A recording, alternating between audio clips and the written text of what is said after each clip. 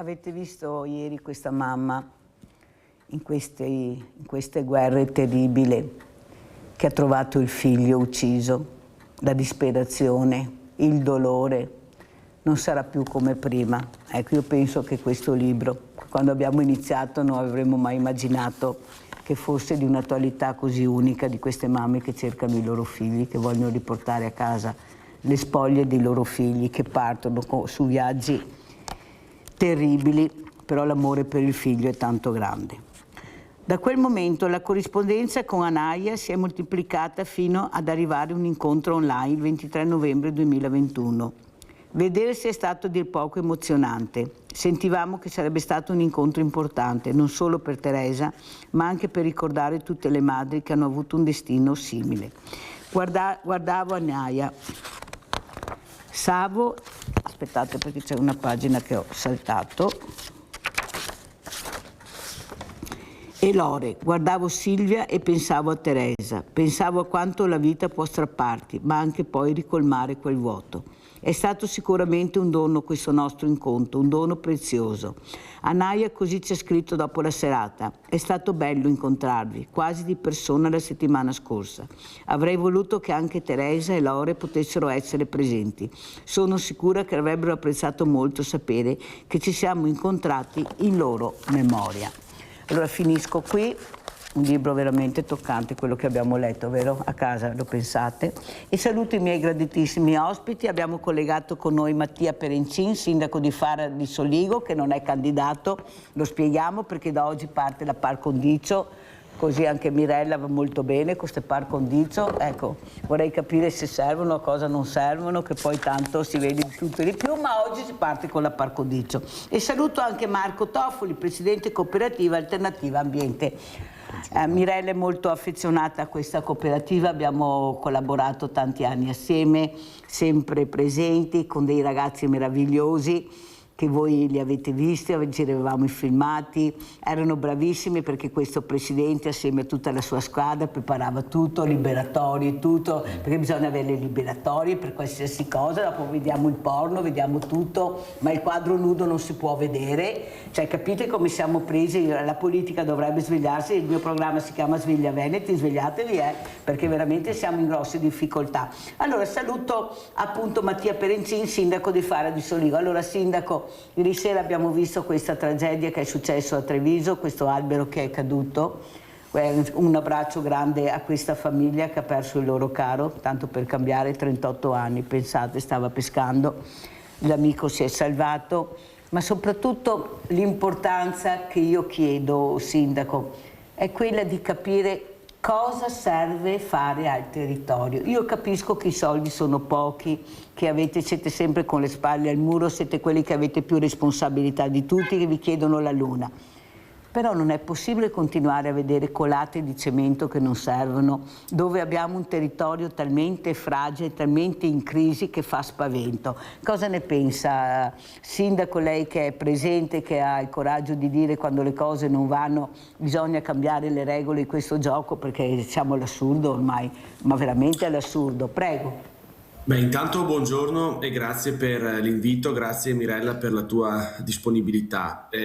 Intervengo volentieri su un tema che è un tema a me molto caro, legato alla fragilità del territorio. Io proprio da queste reti qualche settimana fa ho lanciato insomma il grido d'allarme di quella che è la situazione che viviamo noi per quanto riguarda la zona, soprattutto la zona alta, quindi la zona collinare legata al dissesto idrogeologico. Io ho diverse frane nel territorio comunale, soprattutto avvenute nel luglio dello scorso anno a seguito degli eventi atmosferici che ci hanno messo in grossa difficoltà, e ho ancora delle strade chiuse. I tempi legati alla burocrazia per sistemare queste frane sono sempre molto lunghi e le risorse spesso e volentieri dobbiamo tirarle fuori noi, e sono delle risorse molto ingenti. Io ho chiesto alla Regione e ho scritto subito anche al nuovo assessore alla protezione civile che vada a inserire all'interno del bilancio un fondo non tanto per andare ad intervenire lì dove la criticità c'è già, quanto per la prevenzione del dissesto idrogeologico e di situazioni critiche che noi già conosciamo come amministratori, perché il nostro territorio lo viviamo, in maniera da poter intervenire subito con delle risorse e degli interventi mirati. Perché ti dico solamente questo, le tempistiche ad oggi per sistemare un dissesto idrogeologico che abbia una dimensione di pochi metri o di qualche decina di metri passano dai 6 ai 8 mesi. Tu capisci che in 6-8 mesi può solamente peggiorare la situazione che è già critica, e da soli ovviamente noi non ce la facciamo. Ormai l'attività dei comuni si basa sulla prevenzione, sì, ma sugli interventi di criticità che si vanno a riscontrare ogni volta che ormai questo maltempo imperversa nelle nostre zone. Quindi è davvero molto complesso il tema legato alla manutenzione e alla prevenzione più che sia, perché è quello che dobbiamo fare. Basterebbe che ci fossero e ci ascoltassero un pochettino di più e ci dessero la possibilità di intervenire subito. Il problema è che spesso e volentieri c'è la paura anche di intervenire subito, perché c'è la paura che poi si possa essere denunciati piuttosto che parta qualche segnalazione per interventi di somma urgenza e che quindi ci metta anche in difficoltà anche noi. È vero, Sindaco, quello che dice, sono d'accordo, però non può rimetterci il cittadino, la persona che va a pescare, che va a far furti, perché i fondi non ci sono. Cioè non è ammissibile questa... Io non do la colpa a lei o ai sindaci, io dico che questo sistema fa acqua da tutte le parti. Fa acqua da tutte le parti, non si può continuamente avere una burocrazia che ti impedisce, che non arrivano i soldi sufficienti. Qui stiamo parlando della sicurezza pubblica, ma stiamo scherzando? Io vado a pescare e non rientro più a casa perché mi cade l'albero addosso. Sappiamo benissimo che quando esci di casa è il nemico dietro l'angolo, non sai mai quando arriva e quando veramente sarà. Però non è neanche possibile vedere queste cose, sentire i cittadini che segnalano, e come sta spiegando lei non abbiamo la possibilità di intervenire perché non ce la facciamo. Cioè noi siamo stanchi, siamo veramente stanchi di avere una politica che non veramente dà quell'accortezza, ecco, quella visione ampia, quella prevenzione che merita il popolo italiano. Ecco, io dico questo, perché noi le tasse le paghiamo, Sindaco, e le tasse dovrebbero essere impiegate, i soldi pubblici, per il bene del territorio, non per fare le astronavi.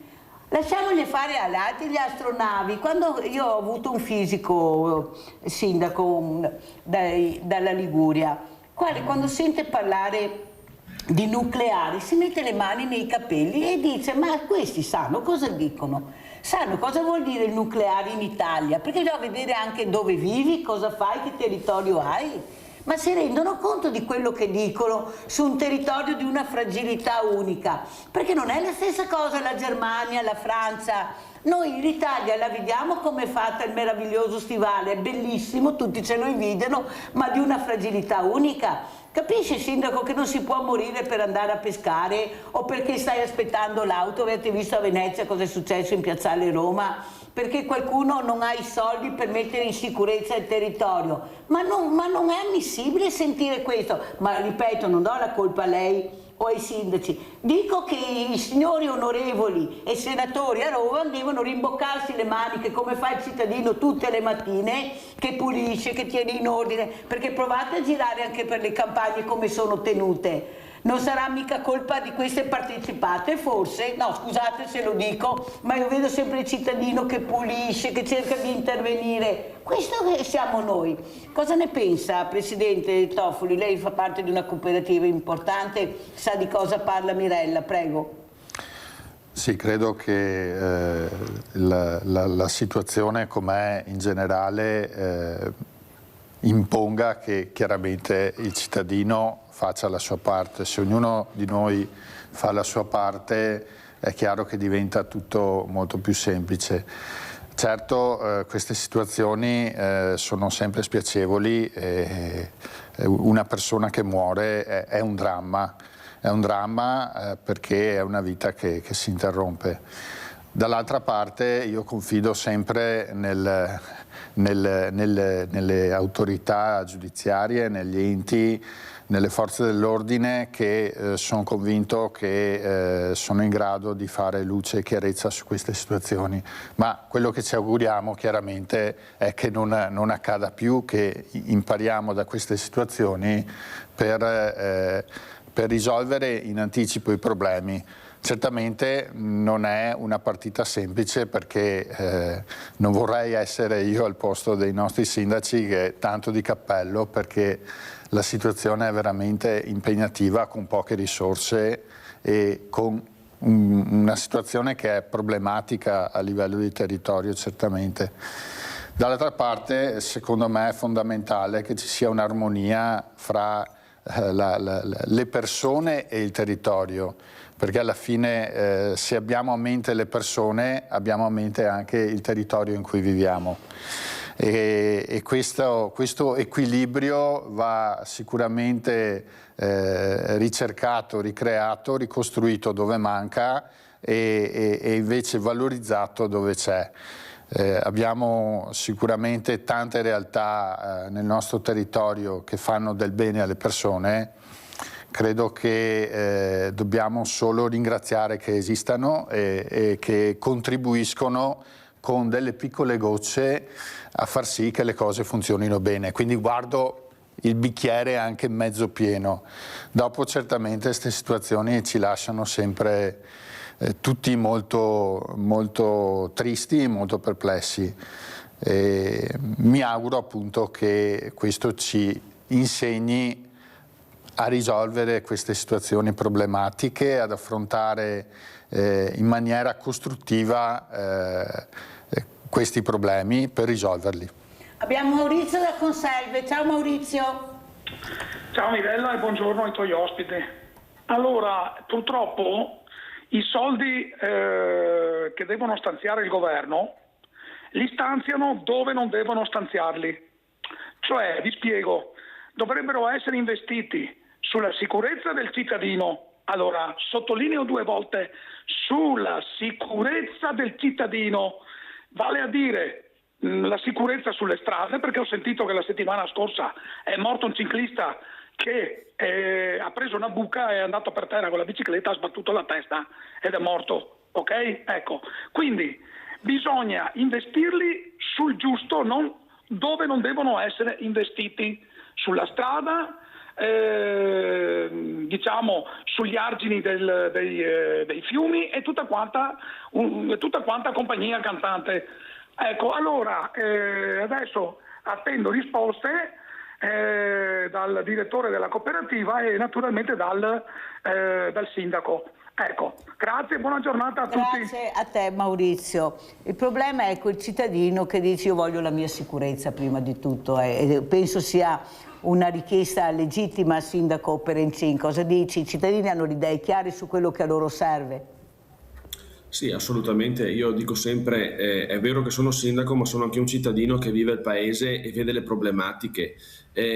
Magari dico, ci ascoltassero e noi sapremmo dove andare a gestire i soldi, perché conosciamo i nostri paesi, conosciamo le nostre criticità, conosciamo quelle dove sono le problematiche, però nella nostra situazione di adesso, e parlo di comuni, tra l'altro con un'incertezza, con quello anche che sta succedendo a livello mondiale, e non è da poco questo, purtroppo dobbiamo andare a valutare quelle che sono le priorità, nel senso di individuare gli interventi prioritari, perché noi ci basiamo su quelle che sono le risorse che abbiamo e i trasferimenti che ci vengono mandati. Magari ci fosse data la possibilità, ma qui si apre un fronte discusso per lungo tempo, magari ci venisse data la possibilità di gestirci direttamente le risorse che noi mandiamo a Roma, magari, dico io. Quindi sono d'accordo con il signore che ha telefonato poco fa che la priorità debba essere quella della sicurezza, ma la sicurezza in generale del cittadino, la sicurezza di uscire di casa, come dicevi tu prima, di andare a pescare e di tornare a casa. Sono pienamente d'accordo con questo, perché non c'è altro da dire. Però scusa sindaco, voi avete creato l'ANCI, che è l'associazione dei comuni italiani, dove ci sono tutti i sindaci. Allora, noi abbiamo visto ricordare anche questo uomo Cecchettin che ha perso questa adorata figlia con questo femminicidio, bisogna fare rumore. Mi sembra, Sindaco, che voi avete gli eserciti, e lo dico tutte le mattine, e gli eserciti sono le persone che vi hanno votato, sono loro, i vostri cittadini, che vi riconfermano se siete bravi, che vi mandano a casa se non siete bravi, perché sanno come funziona. Però mi sembra che non si muova una paglia. Se parliamo di ambiti territoriali, io quando ho i sindaci qua sono tutti con le mani nei capelli.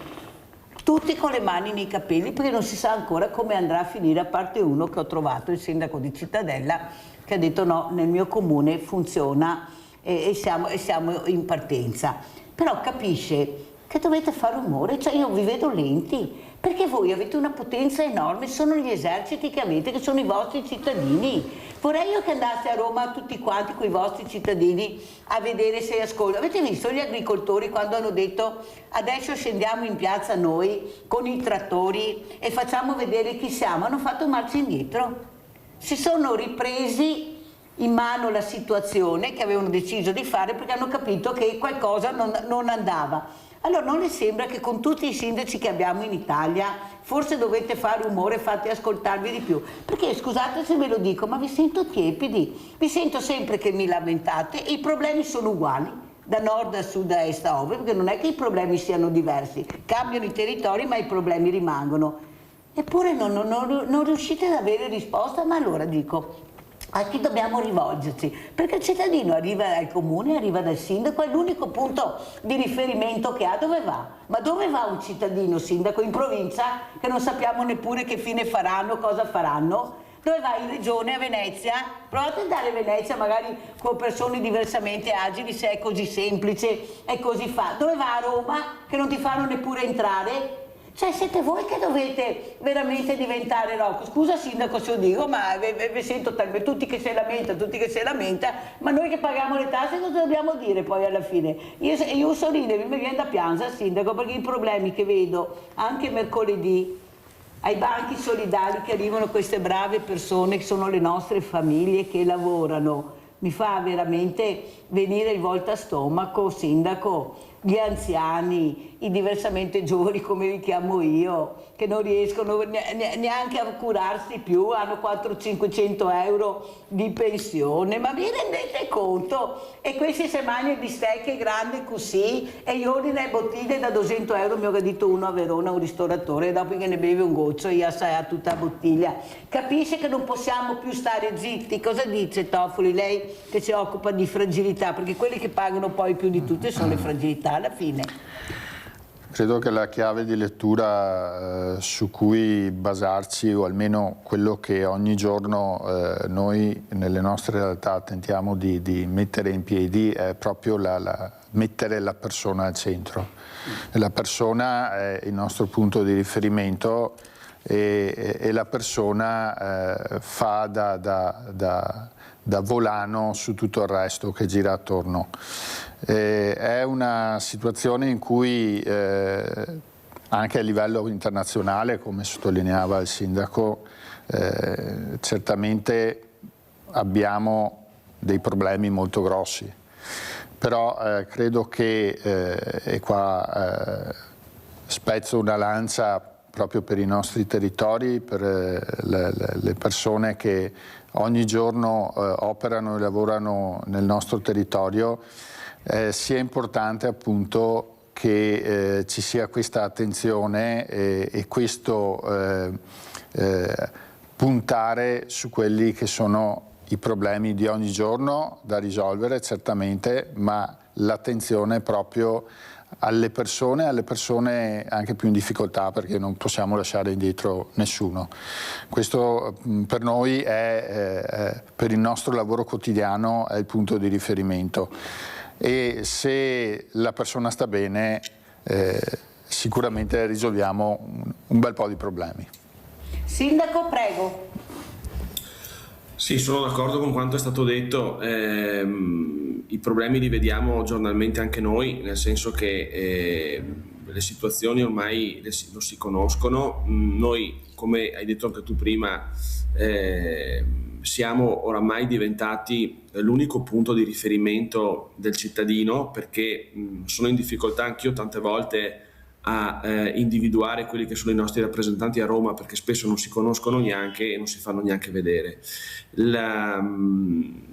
Devo dire che la situazione poi non è assolutamente facile. Tra l'altro, se guardo anche i bilanci dei comuni, l'80% oramai, o buona parte, è dedicato all'ambito del sociale, proprio per venire incontro a situazioni di difficoltà, ma anche di aiuto. Mi vengono in mente anche gli aiuti alle nuove coppie, perché anche quello è un altro tema. Ci si lamenta che non si fa figli, però non ci sono neanche dei supporti e degli aiuti in questo senso, perché comunque il caro vita anche alle nuove coppie pesa molto.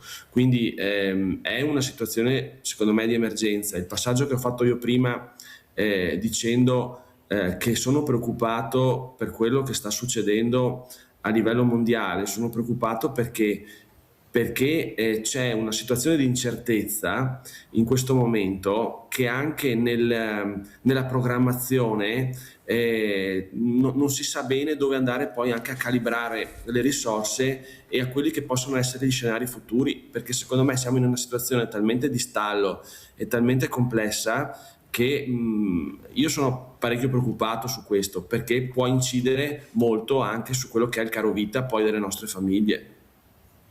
Allora andiamo a vedere questo servizio, proprio visto che parliamo di soldi pubblici, di fondi. Andiamo a Belluno, andiamo a vedere fondi trasporto olimpico. Andiamo a sentire.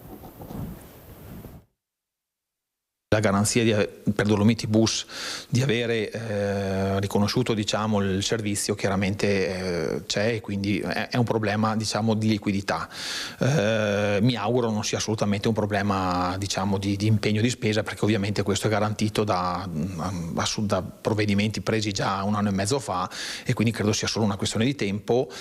So per certo che ai massimi livelli regionali c'è stata un'interfaccia con i massimi livelli nazionali, quindi ministeriali, quindi mi auguro che nell'arco veramente di brevissimo si venga risolta la problematica, che è legata solo, ripeto, a un passaggio documentale di carte da un ministero all'altro e poi alla regione. I soldi di cui parla il presidente della provincia di Belluno sono quelli dovuti a Dolomiti Bus per il servizio pubblico prestato in occasione delle Olimpiadi e Paralimpiadi invernali di Milano Cortina 2026. Si tratta di 9 dei 25 milioni stanziati a questo scopo per l'evento, e nella stessa situazione si trovano gli altri enti che hanno effettuato analogo servizio, anche se con impegni di spesa diversi, tanto in Lombardia come in Trentino Alto Adige.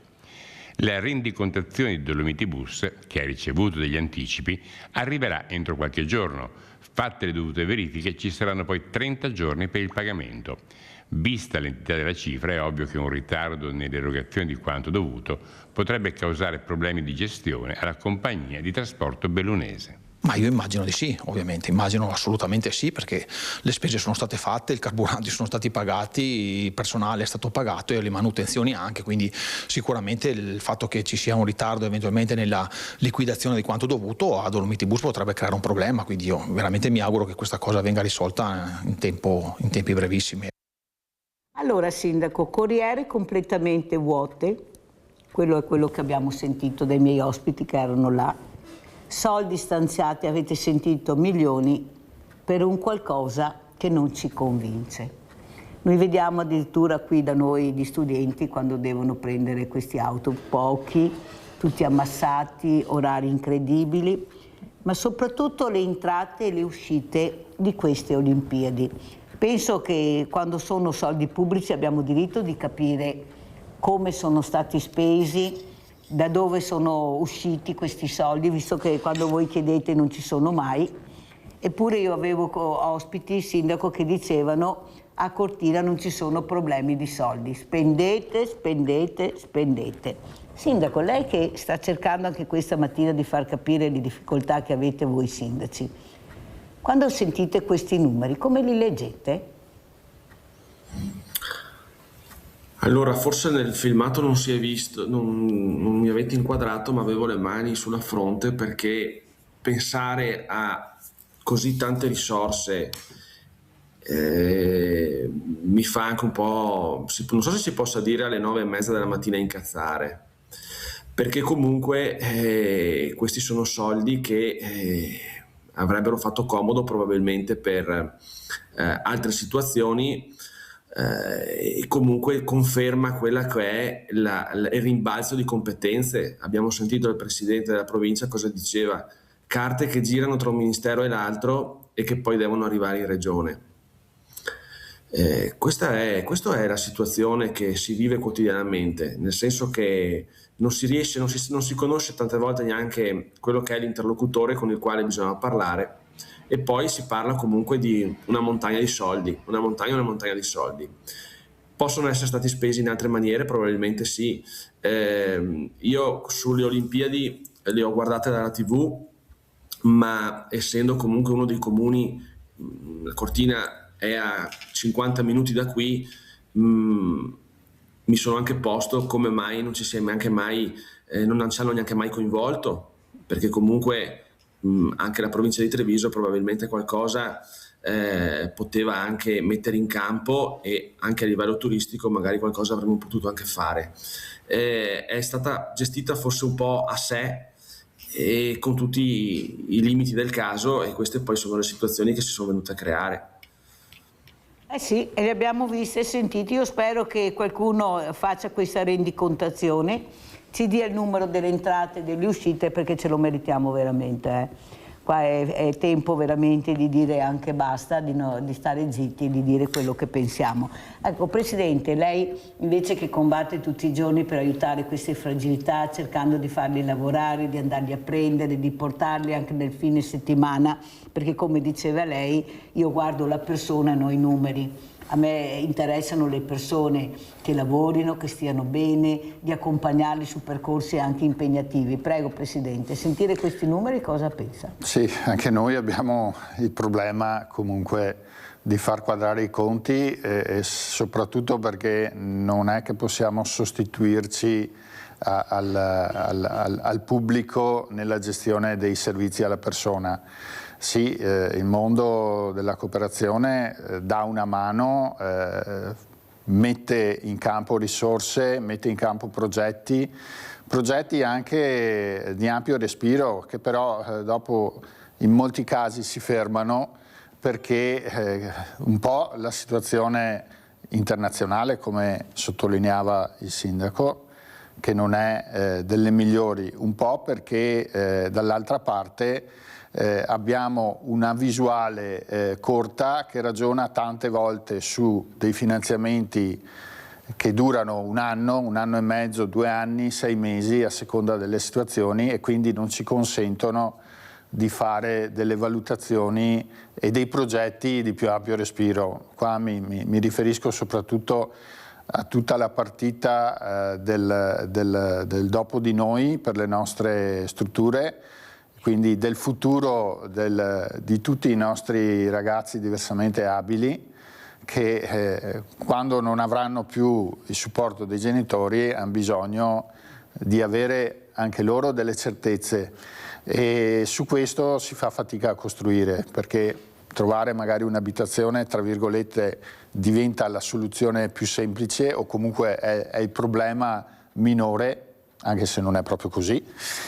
Però la questione più importante è dopo chi sta accanto a queste persone, chi dà la sicurezza ai genitori che domani, quando non ci sono più, il loro figlio è comunque accudito, è comunque seguito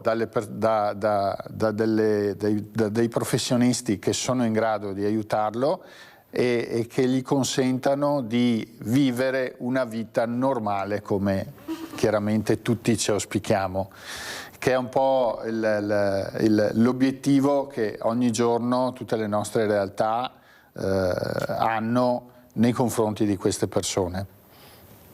Allora io chiederei alla regia se riescono a farmi vedere il video che ha mandato ieri mamma Katia, questa sindrome di San Filippo, per far capire l'importanza che sta dicendo il presidente Toffoli di stare vicino alle persone. di capire che devi rivolgerti alle persone, a questi genitori, a questi bambini che purtroppo nascono con questa grande malattia rara che non lascia scampo oltretutto, perché un po' alla volta non parlano più, non si muovono più e sono genitori veramente disperati. Disperati perché è sempre il problema che dobbiamo noi fare rete, cercare di unire le forze, di farci capire. Abbiamo bisogno di sostegno. Avete sentito da Roma il presidente di questa associazione che ha detto: noi abbiamo questa casa per accogliere le famiglie che vengono, stiamo parlando di bambini malati oncologici, per dare la possibilità di avere un punto di riferimento. Come fai? Ti devi spostare, devi lasciare il lavoro, cosa fai? Dove vai? Chi è che ti ascolta? Chi è che ti aiuta? Perché alla fine siamo sempre là, però dove vogliono i soldi li trovano, li abbiamo visti. Però per le fragilità, per la famiglia, per il cittadino, non ci sono mai. Sempre abbiamo pochi fondi, lo dice anche il sindaco, ma fateveli dare da chi ce li ha. Non sti fondi. Andiamo a vedere questo servizio che veramente ha commosso anche il sindaco di Spregiano ieri e anche il papà Marcello, che lo hanno visto. Cosa proveresti se i primi passi e le prime parole di tuo figlio non fossero l'inizio di tutto, ma il punto più alto prima di una lenta discesa? La sindrome di San Filippo è così.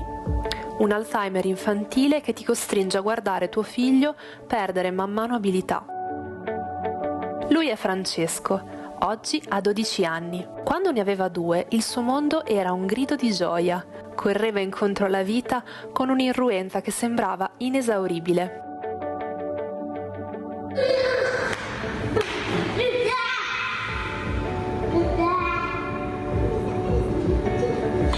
Oggi quella corsa si è fermata. Francesco non parla più. La sua voce è stata sostituita dal silenzio e i suoi movimenti sono diventati una lotta contro il tempo. Ma se lo guardi bene, vedi che non ha mai smesso di provarci. Lui si affida, ama e comunica con la lingua del cuore. Condividi la storia di Francesco e dona ora per finanziare la ricerca. Dona voce a chi la sta perdendo. Grazie. E qua stiamo andando a toccare cose personali.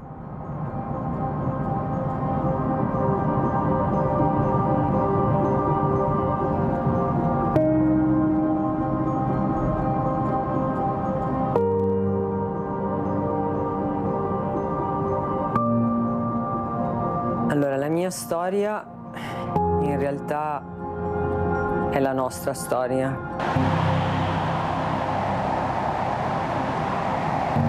Il sogno più grande è fermare il progresso della malattia dei miei figli. Prima della diagnosi era piena di sogni e tanti desideri. Non ce l'ho.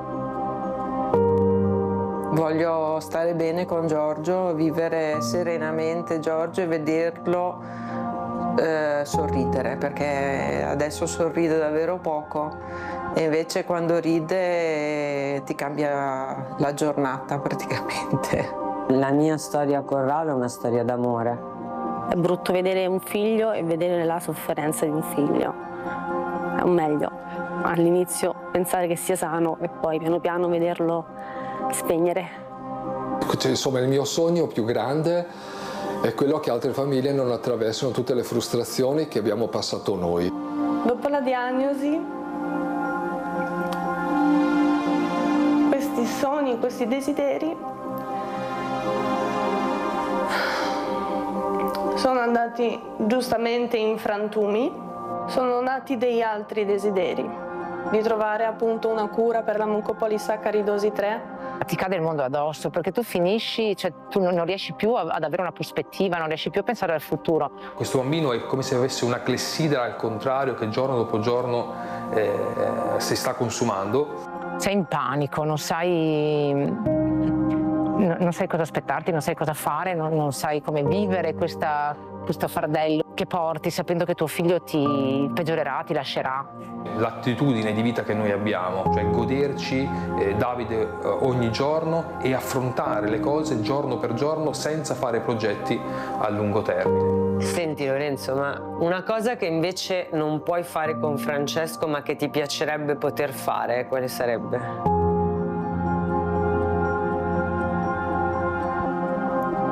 In generale giocare.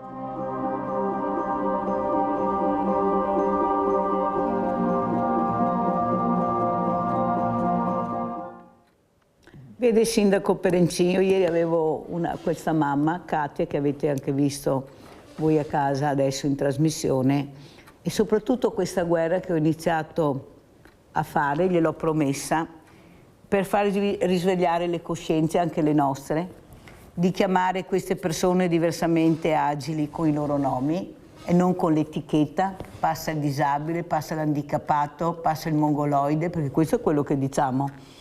E questo è far abbrividire e soprattutto aiutare queste mamme, questa associazione che farà parte di questa realtà che abbiamo creato. Io ci sono, inizierà con questa mostra fotografica, hanno già aderito 20 comuni, spero che dirà di sì anche il sindaco Perencin, sarà una mostra itinerante, andremo anche negli alberghi a Venezia dove il vicepresidente ha dato piena disponibilità, perché noi dobbiamo cambiare culturalmente, non può più essere questa storia, proprio non deve esistere, sindaco, nel senso che noi non abbiamo più voluto parlare di sociale, e lo dico anche a Toffoli, nel senso che noi abbiamo bisogno di cultura, tanto è vero che abbiamo coinvolto gli assessori culturali alla cultura, anche se ci mandavano qualcuno che non è venuto come sindaco, ha mandato l'assessore sociale che non era richiesto, perché avevamo cercato di capire che dobbiamo fare un cambiamento culturale, perché diciamo sempre dobbiamo cambiare culturalmente,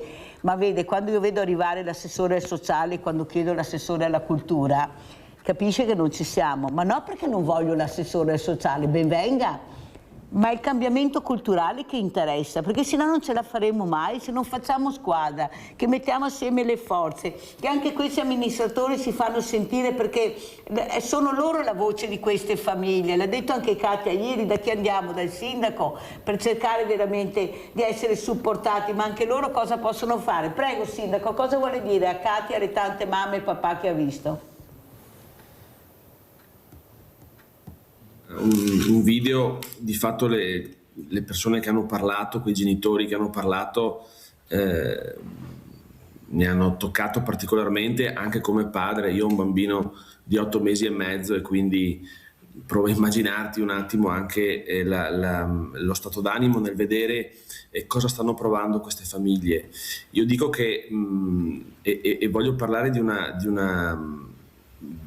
un gruppo di ragazzi che ho qui in paese, sono i ragazzi dell'associazione Vietzer, non so se hai mai sentito parlare di questa associazione, magari un giorno veniamo a trovarti assieme, è di una comunità alloggio e noi da ormai qualche anno li abbiamo coinvolti per farli sentire partecipi e parti integranti della comunità, perché di fatto sono dei ragazzi straordinari. Io li chiamo ragazzi, ma sono persone che hanno anche ormai più di 50 anni e li abbiamo coinvolti in tutta una serie di iniziative e di attività proprio per farli sentire partecipi, perché come è stato detto prima bisogna coinvolgerli, bisogna farli sentire partecipi, perché dobbiamo essere un'unica comunità e darci una mano l'uno con l'altro.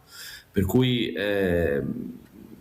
io aderisco volentieri, magari fammi sapere bene quelli che sono i vari passaggi che devono essere fatti per la mostra. Noi tra l'altro ne ospitiamo anche diverse anche qui, quindi ben volentieri, insomma, lì dove c'è da sensibilizzare si è sempre in prima linea e si è sempre disponibili. La ringrazio sindaco, perché stiamo parlando di un progetto inclusivo, un progetto che fa bene a tutta la comunità, non solo a queste famiglie e ai loro figli, alla comunità. La comunità che deve iniziare veramente a pensare e a guardare in maniera diversa Allora io la saluto, so che ci deve lasciare, Sindaco, come le avevo promesso, la ringrazio, ci sentiremo per questa mostra, anzi ne manderò l'invito dove partiamo appunto da Spresiano, spero che lei riesca a venire con questa associazione, è sabato alle 11:30 l'apertura della mostra, sarà una mostra itinerante come ripeto, però il bello è di far sentire a questi genitori che ci siete. Ecco, a Treviso sono arrivati tanti sindaci, ritorneranno a Spresiano perché l'unione fa la forza, non c'è niente da fare. Quando vedi i sindaci schierati, io ho visto sabato questi genitori, ecco, li guardano come meravigliati, sono venuti, hanno detto, sono venuti, e c'erano i sindaci, non c'era nessun altro sindaco, erano troppo impegnati, giustamente, anche perché eravamo la settimana di Pasqua, però come sempre i sindaci c'erano, quelli che erano coinvolti sono venuti. Grazie veramente al sindaco Mattia Perencin, sindaco di Faro di Soligo. Allora invece Marco Toffoli rimane con noi, ma adesso devo andare assolutamente in pubblicità perché ho forato come al solito.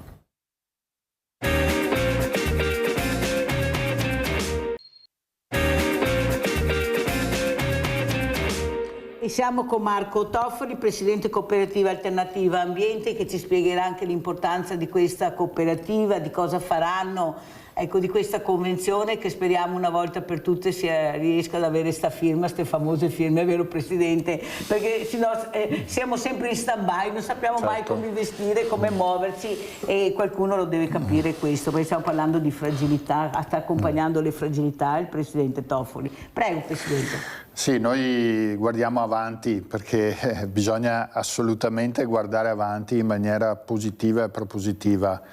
E in questo senso, soprattutto in questo momento particolare, in questo mese di aprile, che è il mese in cui si parla di autismo, per noi l'autismo è uno dei temi caldi di ogni giorno, perché abbiamo alcuni ragazzi che ogni giorno frequentano la nostra struttura e abbiamo aderito a questa iniziativa che è promossa da tutta l'ULSS 2, quindi in collaborazione con l'ULSS 2, con il patrocinio del Comune di Carbonera. Il 18 di aprile metteremo in campo Picnic in Blu, che sarà presso la nostra sede di Vascon dalla tarda mattina e dopo per tutta la giornata.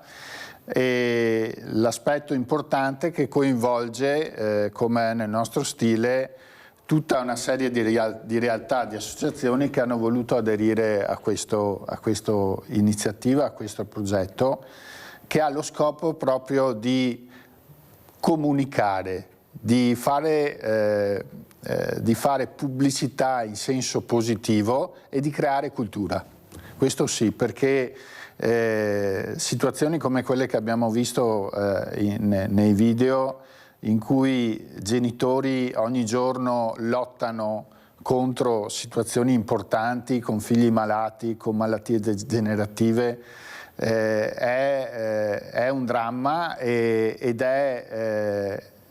sono situazioni che sono molto diffuse e di cui noi non ci rendiamo conto, perché ce ne sono tantissime.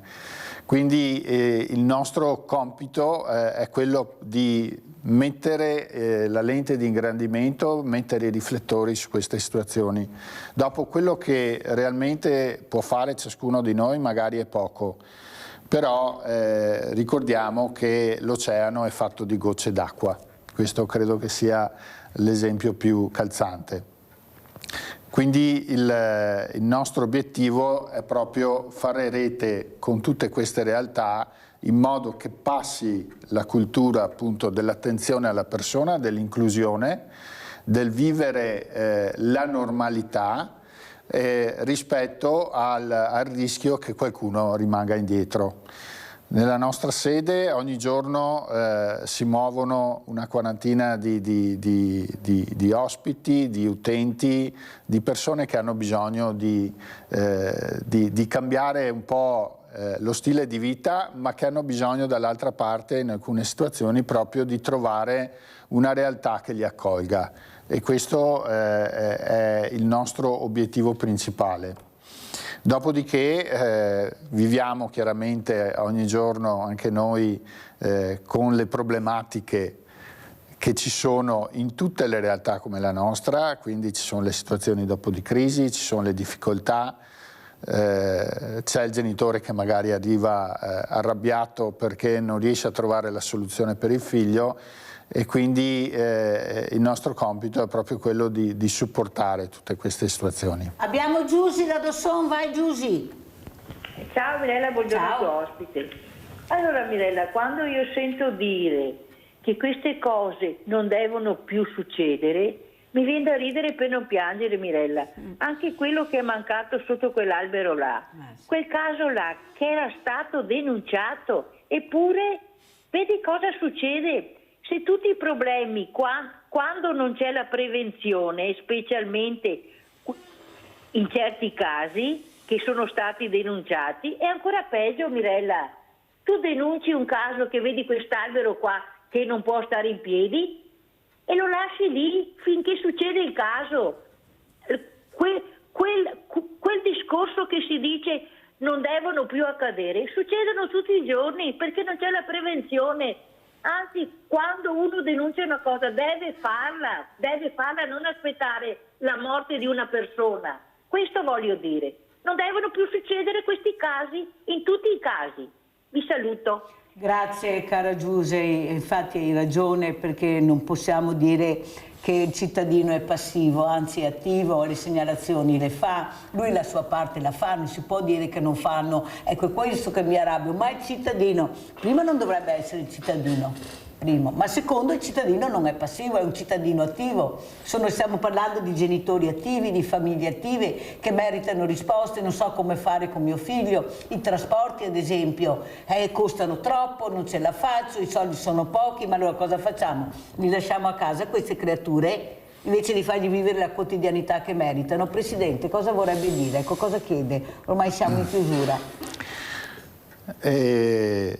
Credo che la questione di fondo sia proprio, e là ritorno, l'attenzione alla persona.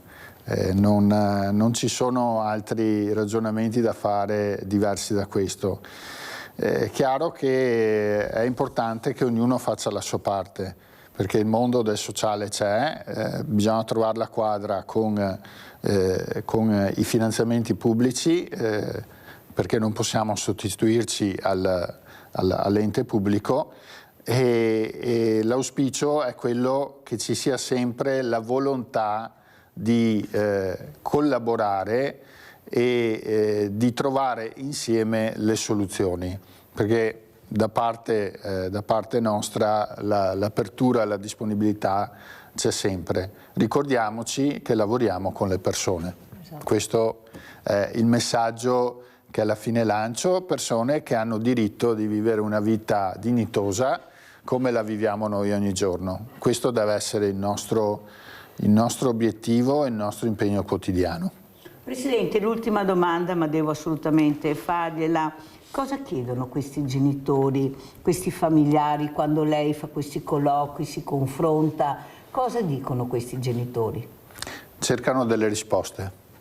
Cercano delle risposte per il proprio figlio e cercano un futuro che il genitore può garantire fino a un certo punto e che dopo diventa un'incognita. Qualcuno mi ha addirittura detto: o io trovo la soluzione per mio figlio, se no mi sparo. Io ho sentito anche affermazioni di questo tipo che fanno rabbrividire, ma danno l'idea e la dimensione di qual è il problema della disabilità, dell'autismo, come dicevo prima, che sono situazioni molto impegnative, perché possiamo avere anche dei ragazzi che comunque riescono a vivere una vita normale. Ci sono altri ragazzi che veramente hanno bisogno di un supporto costante, uno a uno, sempre con un operatore a fianco, perché hanno delle situazioni molto complesse. Quindi dall'altra parte capisco il genitore che è preoccupato per il futuro del proprio figlio e che per lui diventa un grosso problema se vede che il futuro del figlio non è chiaro e che può portargli sofferenza, quindi posso anche capire, tra virgolette, le soluzioni estreme, che chiaramente non sono auspicabili, ma questo dà l'idea di qual è il peso che ogni volta, ogni giorno vivono queste famiglie, e credo che il video che abbiamo visto prima lo ha fatto trasparire in maniera molto chiara. Dobbiamo guardare però il positivo. Il positivo è che ci sono comunque delle risposte, ci sono tante persone che si danno da fare, ci sono tante realtà che funzionano, facciamole funzionare. Bravissimo Presidente, ecco, io spero di averla ospite con la squadra meravigliosa che io conosco, le saluto tantissimo perché loro sono molto affezionate a Mirella. Noi avevamo iniziato a fare questo percorso assieme a Villa Margherita, ci eravamo quasi riusciti, eravamo più di 20 associazioni che partecipavano, anche con l'ANFAS che veniva da Mestre, si ricorda Presidente, certo, per far capire l'importanza della persona. Poi qualcuno ha deciso che bisognava cambiare, ma noi abbiamo la sede lì dal Presidente Toffoli, si può andare là tranquillamente, ci sono degli spazi bellissimi, perché non fare squadra proprio là, riunire tutto quello che si era riuscito a fare a Villa Margherita. Devo ancora ricevere risposta perché, ma non importa, si va avanti. Ecco, si passa questo paletto che hanno messo, però l'importante è dare valore alla persona, perciò spero tanto di vederla sabato con la sua squadra a Spresiano, al comune, dove ci sarà questo inizio di questa mostra itinerante. Grazie veramente a Marco Toffoli. Diciamo un'altra volta la data che ci sarà questa cosa. La data è 18 aprile, dalla mattinata avremo un momento istituzionale in cui faremo i saluti e dopo per tutta la giornata gli spazi sono a disposizione per stare insieme, mangiare qualcosa, fare un picnic inclusivo. Questo è il nostro, bellissimo. Obiettivo. Grazie Presidente Marco Toffoli, grazie pubblicità. Grazie a tutti, arrivederci.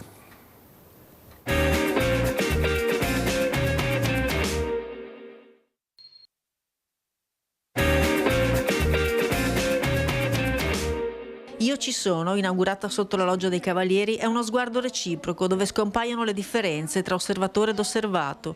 Qui si condividono le stesse esperienze, gli stessi desideri, la stessa voglia di vivere. Le persone quando ci vedono, quando ci incontrano, non ci salutano e non ci guardano, ma associano sempre una parola: disabilità.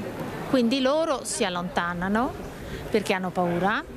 Questa solitudine ci distrugge noi, distrugge le nostre famiglie, distrugge un giovane che invece vuole uscire e vuole essere come gli altri. Le foto di Enrico Colussi restituiscono nomi e volti senza altre etichette che non l'emozione, come quella che gli ha regalato Sebastiano. Mi sono avvicinato con la macchina fotografica, l'ho guardato, era un po' agitato, dopo pian piano, prima era timoroso, dopo mi ha fatto un sorriso e quel momento è stata come... mi ha commosso letteralmente, mentre scattavo le fotografie mi sono commosso. La mamma di Ryan ha dovuto fare un appello sui social per avere degli amichetti al compleanno del bimbo, nessuno ci voleva andare. Sono arrivate un centinaio di famiglie, io non me l'aspettavo, sono diventata virale nel giro di poche ore e Padova ha risposto col cuore. Questi bambini non sono la diagnosi che gli è stata cucita addosso, hanno delle difficoltà, sì, assolutamente sì, ma loro non sono le loro difficoltà. Fulvio Marotto, meccanico, nonostante abbia perso entrambe le mani e le gambe, ha iniziato a progettare le sue protesi personalizzate e così va in moto, in bici e sugli sci ed è famoso in tutta Italia. Non solo per i disabili, anche per persone normali. Ho degli strumenti per semplificare il modo, tipo con gli sci. Quando io scio, i miei sci non incrociano mai, stanno sempre dritti. Non ti spiego il come e perché diventa troppo complicato. Presenti molti amministratori locali perché la mostra girerà molti comuni cittadini, ma la politica aiuta veramente queste persone?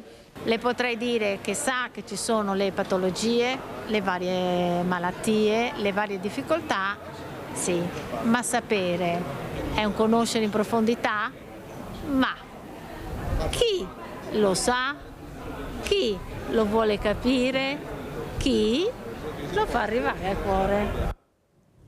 Io saluto e ringrazio Carlo Molinari, poeta, collegato con noi da Conegliano. Saluto anche Valentina Vendrame, presidente di questa associazione culturale Artiglio. Ecco, io vi ho fatto vedere, buongiorno, questo servizio, perché in quel giorno che sabato scorso, dove si è aperta questa conferenza stampa, dove questa mostra sabato partirà a Spregiano, sarà una mostra itinerante, ho pensato alla poesia. Ho detto che bello, tutto bello, le foto, i nomi, però mancava la poesia, perché questi volti sono una poesia, queste creature sono una poesia. Partirei proprio da lei, Presidente. Cosa dice dopo aver visto questo servizio? Ho avuto questa bellissima sensazione, tanto è vero che vi ho invitato, che ho detto perché non unire le forze? Noi stiamo cercando di fare un cambiamento culturale. Io non ho incontrato, ho detto alle mamme di non voler puntare sul sociale, ma sul culturale, assessori alla cultura, perché è questo, ecco, è caduta, speriamo di avere Carlo Molinari, in attesa che la Presidente si ricolleghi, perché dobbiamo unire le forze, fare un cambiamento culturale assieme anche alla poesia e a questi volti. Prego Molinari, prego. Buongiorno innanzitutto signora Mirella Tutta e buongiorno ai telespettatori. Io sono perfettamente d'accordo con lei, con il servizio appena visto, tant'è che io stesso ho scritto, non dico centinaia, ma tante decine e decine di poesie sui cosiddetti, tra virgolette, ultimi del mondo, della società.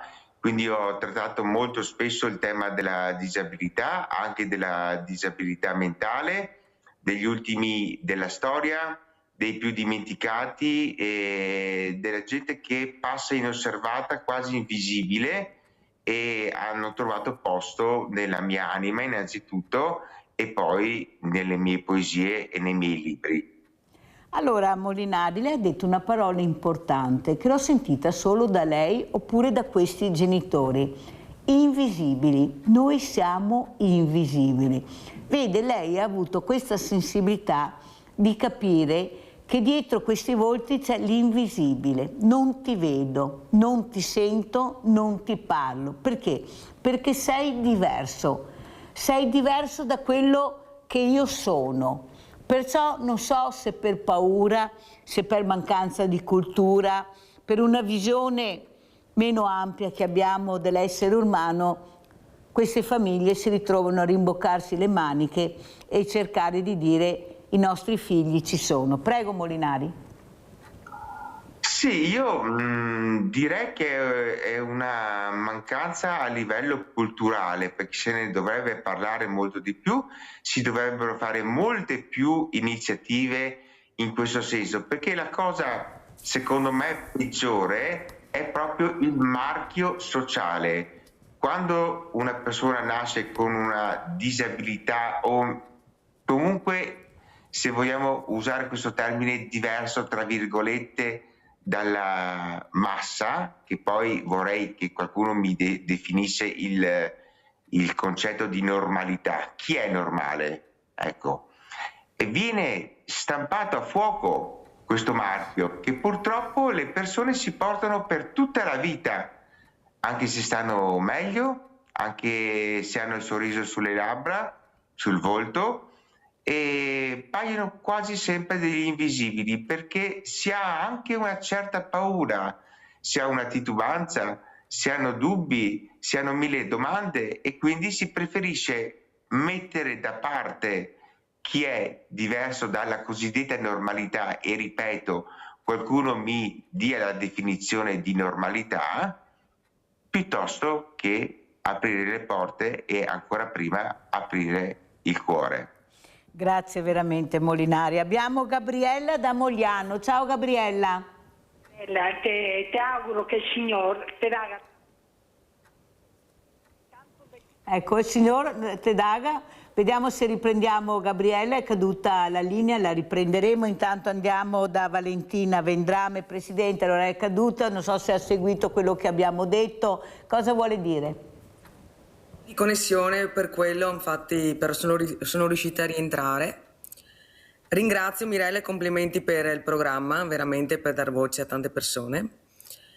Parlavamo infatti di poesia e l'importanza che c'è la poesia. Oggi secondo me comunque serve, perché viviamo in un mondo in cui la gente ha bisogno di sentirsi, di sentire quel qualcosa che gli dia la possibilità di esprimersi, perché viviamo in un mondo di corsa, un mondo a volte magari troppo egoistico oppure un po' individualista, e secondo me la poesia oggi riesce ancora a unire le persone, a unire il bene, a lasciare che ogni persona possa esprimersi e possa anche creare un legame, un'unione, e secondo me rende anche migliori le persone. Insomma, la poesia è un tocco in più. Dove c'è poesia, non lo so, sembra che le cose abbiano un'altra magia. Ecco, questo per quello è bello anch'io negli eventi che faccio, diciamo tutti gli eventi artistici, aggiungere la poesia è proprio quel tocco che secondo me crea la magia, e oggi abbiamo bisogno di poter esprimersi con la poesia, perché può salvare anche il mondo, secondo me. Ha ripreso la linea Gabriella, prego Gabriella.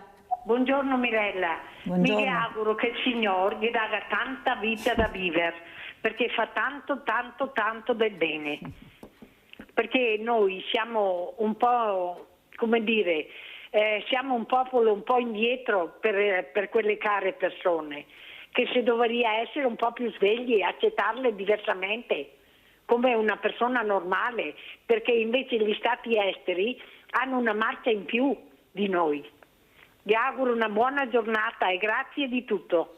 Grazie a te cara Gabriella, guarda che non sono io do la voce a tutte queste persone che si rivolgono a Media Nord-Est, a Sveglia Veneti, a Mirella, perché anche loro hanno bisogno di una quotidianità. Loro vogliono sapere il futuro dei loro figli, cosa saranno dei loro figli, e soprattutto questo cambiamento culturale che stiamo cercando di fare grazie anche alla poesia. Perché no? Unire le forze. Molinari, perché non unire le forze? Abbiamo capito che per aiutare bisogna fare squadra, mettersi assieme, cercare ognuno nella propria parte, però di essere uniti. Questa unione che facciamo fatica, ognuno ha il proprio campanile, la propria associazione, io faccio questo, poi alla fine si chiude il sipario e tutto ritorna come prima, nella solitudine più totale. Forse la poesia aiuterà anche questo. Io ho iniziato al mattino a leggere un libro, Il viaggio di mamma Teresa, eccolo qua, lo faccio vedere. Questa mamma che parte per ritrovare questo figlio che ha perso in guerra, che poi ha capito e ha saputo che è morto, e percorre questo viaggio, una storia reale fatta da una familiare che grazie a questo ritrovo che ha trovato, questi fogli, questi quaderni, dopo tanti anni di ricerca è riuscita a mettere insieme questo puzzle e far sì che mamma Teresa abbia il giusto riscontro che devono avere tutte le mamme che perdono i loro figli, cosa che è attualissima, perché tutti i giorni noi sentiamo non poesia ma sentiamo distruzione, giovani che muoiono, veramente una cosa inaudita nel 2026, e sempre per il potere. Ecco, forse rallentare anche con la poesia non farebbe male. Prego Molinari. Sì, certamente signora Mirella, la ringrazio per le sue gentili parole e ringrazio anche Valentina Vendrame per le sue parole spese per la poesia. In effetti la poesia è un collante, può unire le culture, può unire le razze, può unire le tradizioni, e io nel mio piccolo, se così vogliamo dire, ne ho la testimonianza, perché 5 anni fa ho dato vita sui social, su Facebook e Instagram, online quindi, a un movimento poetico internazionale che ho denominato Poeti 2000 International, con l'obiettivo di portare la poesia, promuovere la poesia ad ogni latitudine. E attualmente Poeti 2000 International conta circa 5.300 iscritti da tutte le parti del mondo, e qui ci ricolleghiamo proprio alla festa della poesia. Che cos'è la festa della poesia? Se lei vuole ne possiamo parlare più approfonditamente. Certo che sì, però prima diamo la parola a Rinaldo da Venezia. Vai Rinaldo. Ciao Mirella e buongiorno ai tuoi Ciao. ospiti. volevo dire al signor Mongali, il poeta, quando andavo a scuola negli anni 50, va bene? La poesia ed era un mezzo per vivere bene. A scuola mi insegnava la poesia, e imparavamo dai maestri. La poesia faceva parte della nostra vita ed era toccavamo comando perché ci impegnavamo, perché mi piaceva. Adesso per scuole, cada via che dovrei poesie, chi è che insegna poesia? Cosa vuol dire poesia secondo me? Vuol dire insegnare a uno a vivere, a stare di fronte alla realtà, capire robe. Ma se noi lo capiremo ogni altri genitori di spiegargli i fiori dalla vivere queste robe che qua, specialmente i fiori piccoli, perché i fiori si espugne, impara presto, e poi adesso i fiori sono più intelligenti di noi altri, li capisce di più. Insegnandogli la poesia, come che funziona e per cosa che è la poesia, gli sono diritti i fiori, perché una volta che erano tutti uguali, noi avremo, adesso è giusto, bisogna cambiare il mondo, che io dico, però non c'è più l'umanità che ne dava la poesia, che entrava nel nostro cuore, ognuno a modo suo. Mi spiego, questo è il sistema, adesso siamo maschi intelligenti, daremo tutto, e invece ne manca le robe più essenziali, perché per vivere poesia ti dà la mano, perché anche adesso una persona sola che legge una poesia e si mette in piedi, no? Il cuore è sempre che le dà bene al cuore e le dà forza per tirare avanti i suoi problemi, ma se ne altri grandi non facciamo qualcosa per insegnargli i fiori, ma bisogna insegnargli i poteri da piccoli a scuola adesso c'è un bar del carnevale, perché gli altri non andiamo a scuola, buongiorno signora maestra, l'educazione e tante robe, però il mondo si è evoluto, si giusto andare avanti, però le tradizioni nostre è roba nostra, bisogna che ci atteniamo, perché non sia cose artificiali, non vede niente. Gli altri daremo un corso per fare le carne e abbiamo bisogno della poesia e di tante altre robe. Ciao Miela e buongiorno al tuo ospite. Caro Rinaldo, ti ringrazio anche per le parole. Vedete che culturalmente stiamo cambiando. Io quando leggo libri, qualcuno mi dice, faccio vedere il teatro, la poesia, la prosa, ma cosa fai vedere? Invece voi non avete capito niente, quelli che la pensano così, che le persone a casa, anche diversamente giovani, hanno piacere di vedere, di sentir leggere un bel libro, di essere partecipi. E Rinaldo e quelli che hanno chiamato sono una testimonianza e non ho sbagliato. Ci vuole pazienza, ma un po' alla volta ce la faremo. Andiamo a sentire invece questa scrittrice che fa parte di questa mostra, cosa ha detto, e andiamo poi a sentire come commenterà la Presidente Vendrame. Chiara Ircetti.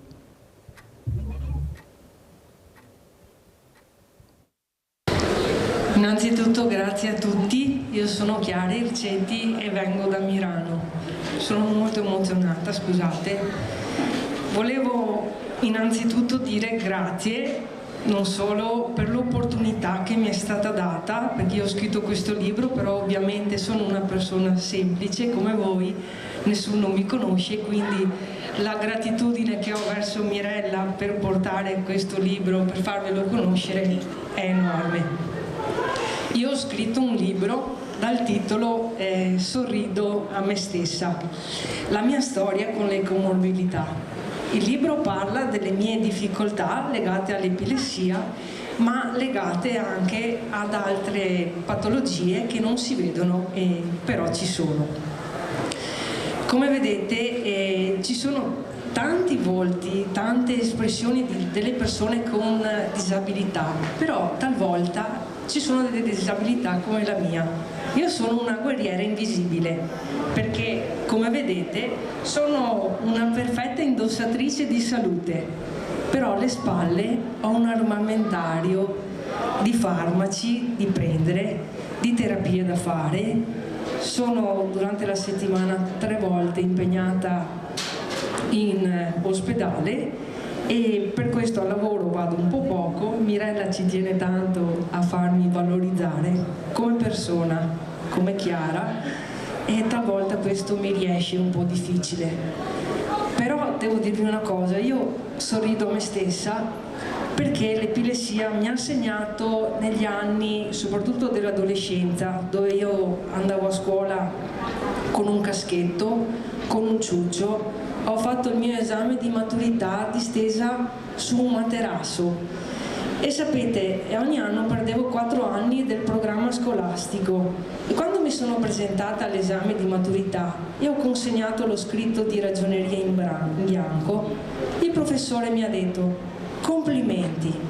Io ho detto: mamma mia, si stanno prendendo gioco di me.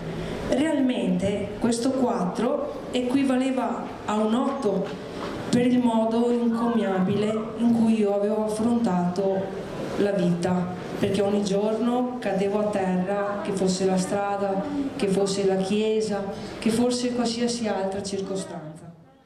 Valentina Vendrame, Presidente, come ha sentito da questa guerriera, una donna che vuole esserci, una donna che lavora, però dice: certo che ho lavoro, ma non mi fanno fare strada, non riesco veramente a progredire nel lavoro perché non mi lasciano, hanno paura che non riesca, io so che ci riuscirei. Non le sembra, Presidente, che forse Chiara e tutte le persone che poi vedrà nelle foto abbiano bisogno di una poesia assieme al loro nome? Perché veramente sì, io sono convinta che loro hanno bisogno anche di questo, hanno bisogno di sentirsi vivi, emozionarli, e solo la poesia può fare questo. Io sono convinta di questo. Prego, Presidente. Anche secondo me questo è stato un esempio di forza di volontà, di come anche l'arte possa salvarti. Niente, abbiamo la connessione, come vedete andiamo nella Luna, però qui le connessioni nel nostro territorio sono difficilissime. Allora sentiamo Molinari. Molinari, ecco, dedicheremo una poesia a questi ragazzi, ogni volta una poesia. Sarebbe bello unire le forze anche con voi, perché se non uniamo le forze qua non si va da nessuna parte, Molinari. Sì, come ho detto in apertura del mio primo intervento, sarebbe bello proprio riunire tutte le poesie sui cosiddetti invisibili, su coloro che soffrono senza dirlo, nel silenzio, portano avanti la loro esistenza con un sorriso, ma dentro hanno tatuato un grande dolore che si portano dietro magari dall'infanzia proprio. E qui entriamo nel cosiddetto mare magnum, come dicevano i latini, nel grande mare della sofferenza umana. Chi di noi non ha sofferto? E ognuno si porta una ferita dentro di sé. Alcune ferite possono diventare cicatrici, altre ferite restano aperte per tutta la vita, e certamente la poesia può aiutare in questo. Io vorrei ricollegarmi all'intervento del signor Rinaldo di Venezia, dicendo giustamente anche le televisioni, anche i media dovrebbero dare, come state facendo voi, più spazio alla sofferenza umana e alla poesia stessa, perché se noi pensiamo agli anni 60, Quasimodo, Montale, Ungaretti erano intervistati in prima serata. Adesso, se vuoi ascoltare qualcosa di culturale, di poesia, di un libro, di un'opera d'arte, di un balletto, di una sinfonia, devi andare in seconda serata all'1 o alle 2 di notte, perché in prima serata la massa predilige altre forme di intrattenimento. La poesia stessa è comunque un intrattenimento, è un intrattenimento dell'anima, cioè insegna a stare nel mondo, insegna ad unire le persone, insegna a vivere, insegna ad essere tolleranti, ad avere pazienza, a faticare nella vita, perché anche chi scrive fatica nella vita, ognuno a modo proprio. Si è bloccato anche Molinari, come vedete la connessione, poi parlate voi. Guardate come devo fare la trasmissione, ma mica colpa loro, neanche dei nostri tecnici. Allora andiamo a sentire cosa ha detto invece la mamma Viviana. Andiamo a sentire.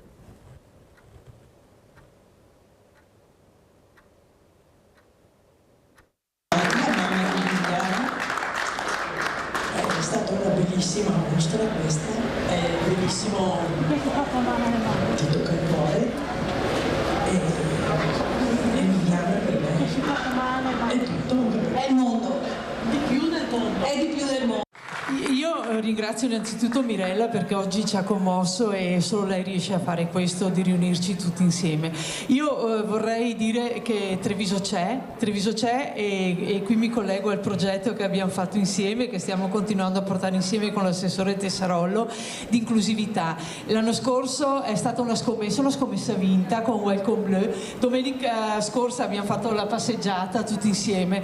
È stato importante perché questo progetto che parte dal sociale, che il motore è stato l'assessore Tessarollo, è stato un grande progetto di inclusività, perché tutte le associazioni insieme ai commercianti e quindi la città attiva si sono uniti per l'inclusività. Prima una mamma diceva non riusciamo, no, era Toio De Savorniani che diceva questo, e poi verrò a salutarti perché abbiamo un trascorso insieme di 30 anni fa, Toio.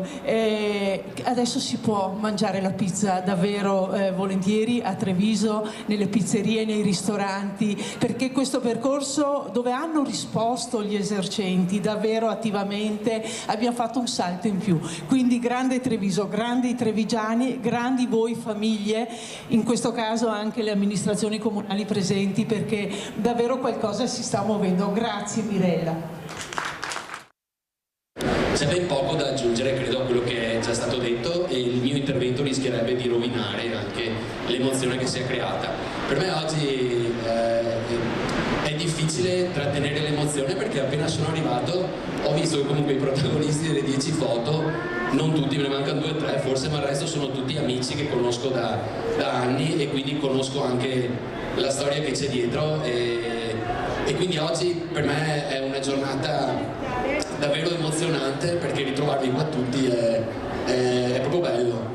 Da parte mia è stato naturalissimo accettare, o meglio, promuovere questo tipo di mostra, tant'è che a Spresiano, vi do uno spoiler, dovrebbe essere, le foto dovrebbero, anzi saranno sicuramente appese fuori dal comune, quindi proprio sul palazzo comunale, sul palazzo del municipio, in modo tale che non ci si possa girare dall'altra parte, non si possa far finta di non vedere. Io credo che non ci sia niente di più bello e di più naturale. L'idea di Enrico poi è stupenda, perché è vero che con i ritratti si sentono molte più parole di quelle che magari diciamo a voce, e di sicuro sono molto più pure. Allora, vediamo se riusciamo a riprendere la linea con Carlo Molinari, che si era interrotta. Prego Molinari, questo è il sindaco di Spresiano, dove sabato partirà questa mostra, dove vi invito se riuscirete a venire, perché purtroppo ecco, i tempi sono quelli che sono, ma io spero molto. Io sono dell'idea che se non ci sono proprio problemi enormi si può riuscire a unire le forze. Prego. Sì, io spero proprio di poter andare, anzi ho un grande desiderio di andare a vedere e vivere questa mostra di Spresiano, perché è un tema assolutamente, uno, attuale e sempre attualissimo, e 2, estremamente interessante. Comunque in ogni caso, in ogni modo, in questo settore della sofferenza umana la società ha fatto grandissimi passi, perché se noi pensiamo ad Alda Merini, per problemi psicologici era rinchiusa in un manicomio per 30 anni, e poi quando è venuta fuori si è scoperto quello che aveva nel cuore, è diventata la poetessa che tutti noi conosciamo.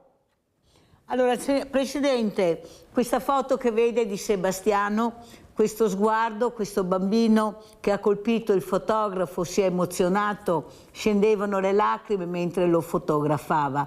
questo bambino meraviglioso, poi vedremo se riuscirò, non oggi ma un altro giorno, a far vedere la foto, che cammina con fatica, non parla, che si avvicina a un'altra ragazza in carrozzina e la carezza.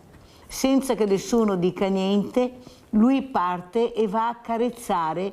Guardate, una foto che veramente tocca il cuore, ve la farò vedere quando sarà pronta, per capire l'importanza di mettere assieme questa sensibilità che esplode, che non ce l'hanno i normodotati, non tutti, ma quei ragazzi che hanno perso il lume della ragione, che compiono degli atti di vandalismo. Forse leggere una bella poesia non sarebbe male, anzi chiedo a Molinari se per caso riesce a leggerne una questa mattina, intanto che parlo con la Presidente Vendrame. Prego Presidente, speriamo che il collegamento funzioni.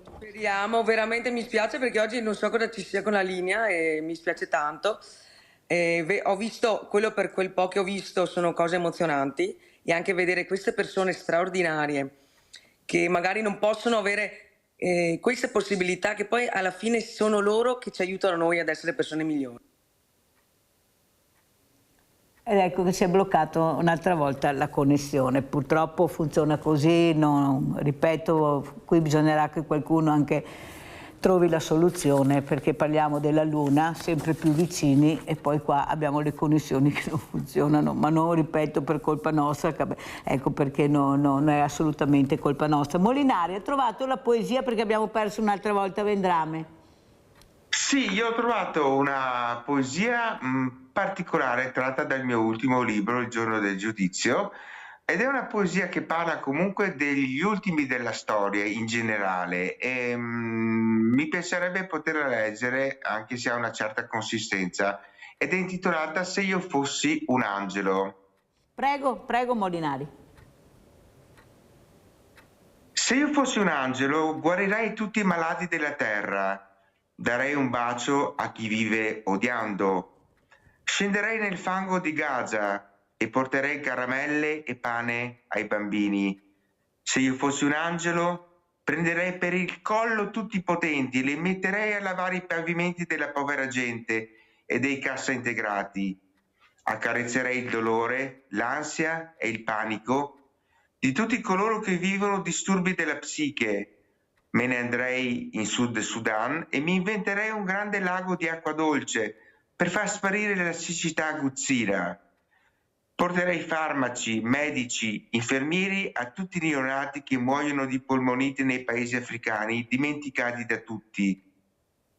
Se io fossi un angelo non me ne starei in cielo, ma scenderei nelle osterie dove si prova a sconfiggere la paura nell'alcol.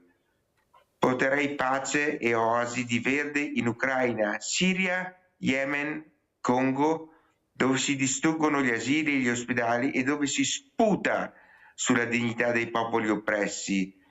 Farei risorgere tutte le donne stuprate e uccise da bestie umane che giuravano l'amore. Se io fossi un angelo avrei tutti i colori della terra, parlerei tutte le lingue del mondo, rispetterei ogni credo e ogni forma di ateismo, porterei un po' di luce a chi ha perso la speranza, mi farei amore per tutti i matrimoni falliti, farei nascere nel vento tutti i bambini abortiti. Se io fossi un angelo brucerei ogni guerra, darei uno schiaffo potente a tutti i dittatori e li metterei a zappare la terra più dura per far fiorire biancospini di pace perenne.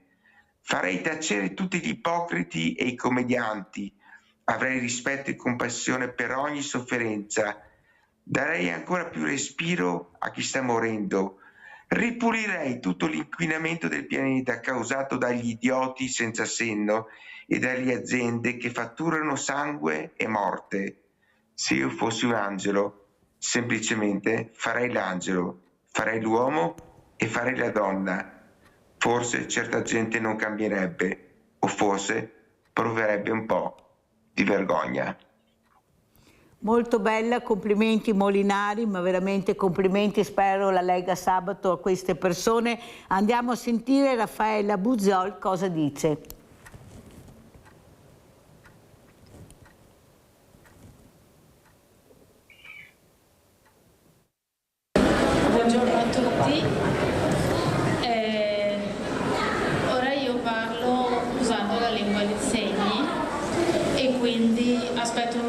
vogliamo che l'interprete dia questa informazione a quelle persone che la usano ogni giorno. Il mio nome è Raffaella, sono la presidente dell'associazione La Voce di Lisa. Vi ringrazio tutti per la vostra presenza. Io ci sono è un titolo particolare perché voi tutti dovete guardarci, dovete salutarci, dovete chiederci come siamo, perché siamo persone. Vedrete dei volti, tra i volti c'è anche mia figlia. Allora, è una mostra innanzitutto bellissima che è costata molta fatica, però abbiamo capito. Sì, però quando c'è la fatica si trasforma in felicità e amore. Allora, come vi è venuta questa idea e come avete coinvolto poi tutte le persone? Allora, è un'idea che è iniziata da una persona speciale, Mirella Tuzzato, e lì lei ha detto: ma perché non possiamo unirci con delle foto? Da lì abbiamo incontrato e conosciuto un fotografo speciale, dal cuore speciale, che è Enrico Colussi. Lui ha detto: per me è importante il viso, il volto, perché questo toglie ogni disabilità, mette l'importanza alla persona e quindi lo si collega al nome di una persona che io ci sono e ti chiede a te: ma tu ci sei? Vieni? Mi chiedi di stare insieme? Tu, ragazza, ragazzo, giovane, mi chiami così io posso stare insieme? Tu, bambino, bambina, vieni, mi chiami a giocare con me? Tu, adulto che vedi, mi saluti? E così è stato. Allora, vediamo se riusciamo a fare questo collegamento con Vendrame stamattina, che è una tragedia stamattina, ma non è colpa sua, è che dove lei la connessione non c'è proprio, non c'è rete, là il problema purtroppo. Allora, Vendrame, cosa dice a questa mamma? Pensi che è andata in Russia, ha portato a casa 3 fratellini per non dividerli, li ha portati a casa tutti e 3. Una dei 3 figli non parla, è Lisa, però adopera la lingua dei segni, ed è una cosa veramente incredibile la sofferenza che stava veramente facendo perdere la testa a questi genitori, perché non sono capiti Molinari, non c'è niente da fare. Gli dicono, quando lei si presenta alle istituzioni: ma pensa di avere lei solo sua figlia con questi problemi? Invece di premiare questa mamma che ha portato a casa, ripeto, tutti e 3 i fratellini per non dividerli, sta passando le pene dell'inferno. Ha capito, ecco, cosa vuol dire bussare alle porte e poi trovare questi dirigenti che non riescono a capire e di avere la sensibilità per questa mamma che dovrebbe essere stata premiata da tutti, penso. Chi è che porta a casa 3 fratellini su un colpo solo, Molinari? Cosa dice? Un grande complimento, un grande abbraccio a questa famiglia, a questa a Raffaella e a Giovanni. Conosco un poeta che con la moglie è andato in Russia molti anni fa, e ha portato a casa 3 bambini dall'orfanotrofio e li ha adottati come figli propri. E vedete, sembrerebbe di no, quasi un paradosso, ma anche i poeti hanno un cuore. E comunque io mi ricollego a quel io ci sono, importantissimo, io ci sono, e dico una cosa semplicissima, non rubo tempo: se ci fosse più amore e più spiritualità, non avremo certamente tutti i problemi che ci sono nell'attuale società. Problemi che non esistevano o esistevano in maniera molto diversa o più soffusa, più tenue nelle società degli altri tempi, dei secoli passati. Io dico solamente amore e spiritualità. Molinari, però lo dobbiamo dire anche ai giovani, ecco, di leggere di più, ecco, ad esempio le poesie già all'asilo una volta, poi alle elementari, quando era Natale, a Pasqua, specialmente alla Befana imparavi la poesia da dire quel giorno, era una cosa importante. Eppure un po' alla volta si è perso, ecco, il valore della poesia anche all'interno delle istituzioni che sono le scuole, fondamentale. Non penso che siano tutti uguali, ma io non devo essere fortunato a trovare quell'insegnante, quella scuola. Io devo avere, e dico sempre, quello che mi aspetta di diritto, imparare, conoscere, ecco, intrigarmi, stupirmi. E la lettura e la poesia può fare questo, prego. Sì, può fare questo e può fare molto di più. Le dico, signora Mirella, lo dico anche ai Mirella, no signora, perché come chiama signora non mi piace. Mirella Molinari, Mirella. Va bene Mirella. Le dico che io ho tentato 2 anni fa, se non 3, di contattare 3 scuole italiane di varie regioni per cercare di organizzare un incontro di poesia con più poeti. E mi è stato detto che non c'era tempo, perché capisco i problemi della scuola, ci sono tante attività, ci sono tanti programmi e solamente qualche professore offre del tempo più ampio alla poesia. Ma, ripeto, mi è stato negato l'accesso da 3 scuole italiane di 3 regioni diverse, differenti, delle quali naturalmente non farò il nome. E questo dice tutto. Beh, della regione può fare il nome, Molinari, della regione lo può fare. Scommetto che c'è anche il Veneto. No, non c'è il Veneto. Finalmente, grazie Molinari che ha detto questa volta il Veneto non c'è. Guardi, mi fa veramente piacere che abbia detto no, il Veneto non c'è. Vede che un po' alla volta ce la faremo a rialzare la china anche con questi ragazzi. Senta Molinari, quando ha capito che c'era qualcosa dentro di lei, ecco, oltre alla cultura, era una persona erudita che capiva che forse c'era qualcosa che voleva esprimere, che era la poesia. A quanti anni ha iniziato? Ma io ho iniziato a 6 anni e mezzo a scrivere. Una mattina sono entrato nella cucina e attraverso la tapparella tirata giù filtrava un raggio di sole sul pavimento. Io avevo 6 anni e mezzo, quella mattina, che me la ricordo come se fosse in questo istante, ho preso un foglio di carta e ho cominciato a scrivere la mia prima poesia. Più che poesia, era una bozza, erano dei pensieri, dei sentimenti, e diceva proprio così: oggi è mercoledì e il sole splende nel cielo, la città è tutta illuminata dal sole che con i suoi raggi accarezza il mondo. Che bello, a 6 anni e mezzo, capite l'importanza di questi bambini, di questi ragazzi? Bisognerebbe ascoltarli, sedersi.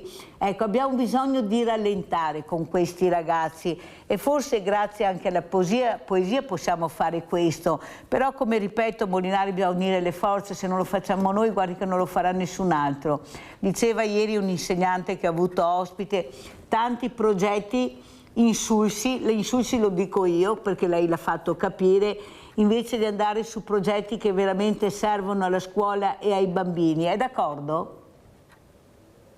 Ma non vorrei dire qualcosa di negativo, dico solamente che si può lavorare, si possono trovare gli spazi per ogni settore della cultura, per ogni settore che riguarda la crescita umana e specialmente l'animo e la condivisione dell'amore. È vero Molinari, però loro non possono farcela da soli, dobbiamo aiutarli noi, non c'è niente da fare, ecco, perché qualcuno nella scuola si dimentica che oltre alla didattica c'è anche qualcos'altro, c'è il valore della persona, come diceva prima il presidente della cooperativa Alternativa Ambiente Marco Toffoli.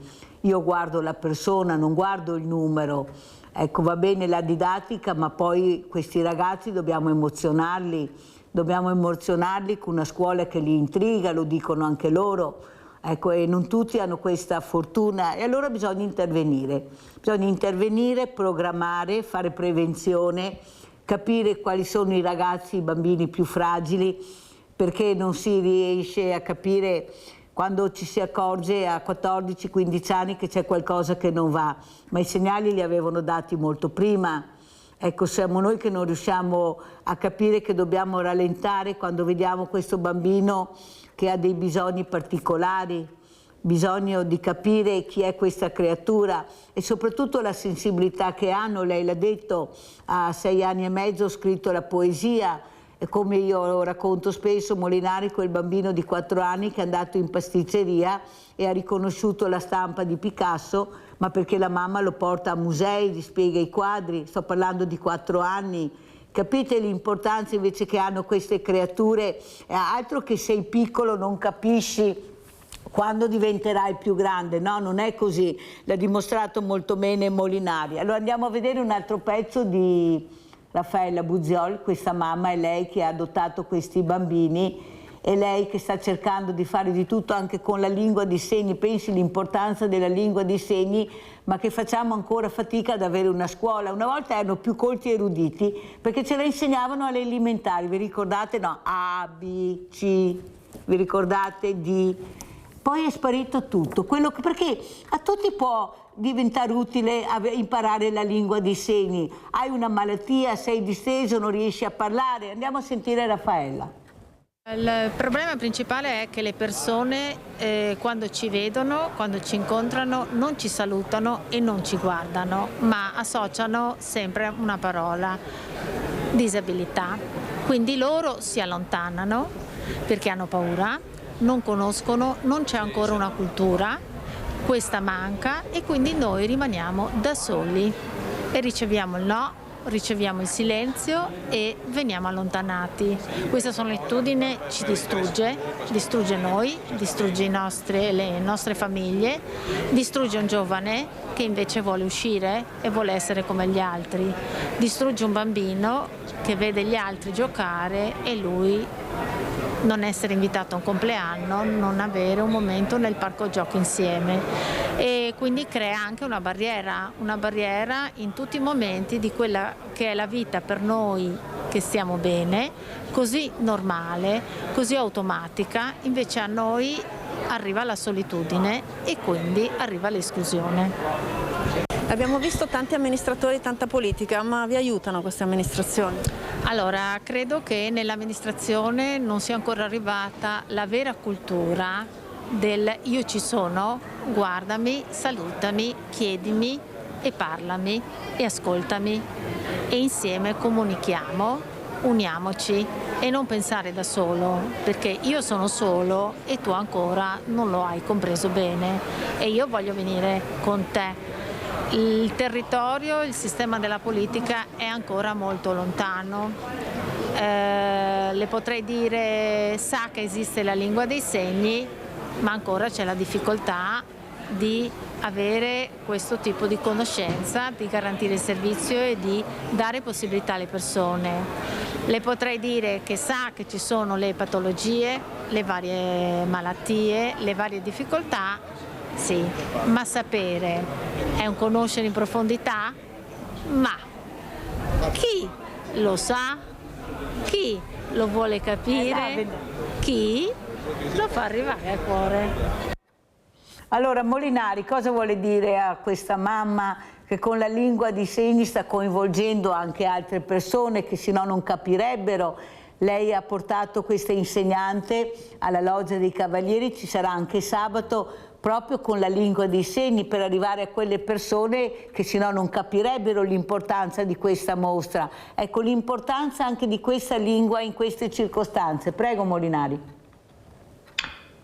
Direi che è straordinaria, e straordinarie sono tutte le persone che si danno da fare affinché queste persone che la società vuole vedere come disabili fisici o mentali, sono persone, come si diceva, io ci sono, ma perché? Dove sta scritto che tu cosiddetta persona normale, e dimostrami dove c'è scritto, dove c'è una definizione di normalità, quale società ha definito la normalità? Perché tu mi devi evitare? Perché tu non mi devi invitare a un tuo compleanno? Perché tu mi devi considerare invisibile? Perché tu ti devi allontanare il passo quando vedi la mia presenza? Io dentro di me lotto sempre, da sempre, contro queste forme di diseguaglianza culturale, culturale e del cuore, ok? Io direi solamente che queste persone sono straordinarie, perché fanno sì che nella società si crei più umanità, e per ricollegarci alla poesia, la poesia crea umanità, crea ponti, unisce le culture, le persone e dà spazio ampio al cuore. Allora andiamo a vedere anche cosa dice questo sindaco di Ponzano Veneto, Baseggio, a questa conferenza stampa della mostra.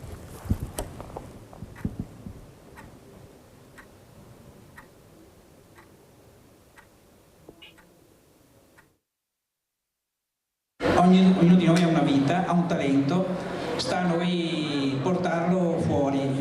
C'è chi ha delle fragilità, ma ha il talento più grande che il suo cuore, che riesce a vedere, sentire, parlare, toccare attraverso sistemi diversi che vi rendono straordinari, vi rendono magnifici, vi rendono quello che la società dovrebbe avere, cioè riuscire a cogliere ciò che manca per poterlo riempire di amore. Siete voi che date amore all'umanità, che oggi con le persone normali stanno distruggendo, e quindi credo che oggi possa essere un seme, visto che avremo questa mostra itinerante che anche Ponzano Veneto parteciperà, possa essere l'inizio di un nuovo percorso, chiaramente locale, perché il mondo si cambia nel piccolo e noi possiamo fare una grande cosa grazie a voi. Quindi vi auguro intanto una buona Pasqua, una buona vita.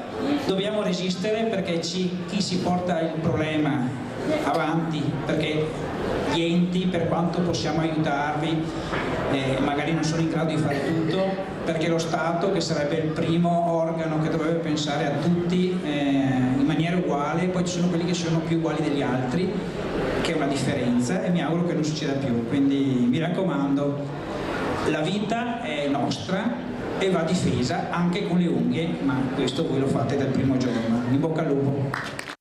Faccio i complimenti a Enrico, perché le immagini che ha scattato sono di una potenza incredibile e ci dimostrano in maniera evidente che dietro a quei volti ci sono storie di vita che non sono solo una diagnosi. Mi ha colpito molto quello che ha detto una mamma prima, e noi dobbiamo riuscire a vedere oltre, e con questo bellissimo progetto che racconta queste storie penso che possiamo veramente portare un cambiamento nel modo di vedere questi ragazzi, queste donne, uomini. E io veramente mi avete emozionato tanto, volevo ringraziare le famiglie per il loro coraggio, la loro forza che dimostrano ogni giorno nel prendersi cura dei loro cari, ma anche nel combattere perché i loro cari vedano riconoscere i loro diritti e vengano riconosciuti e valorizzati come persone, avendo le stesse opportunità di tutti gli altri. Noi ci siamo, la presenza così massiccia di tanti amministratori qui oggi lo dimostra, e ci vogliamo essere non solo con la presenza ma con i fatti. Grazie a tutti.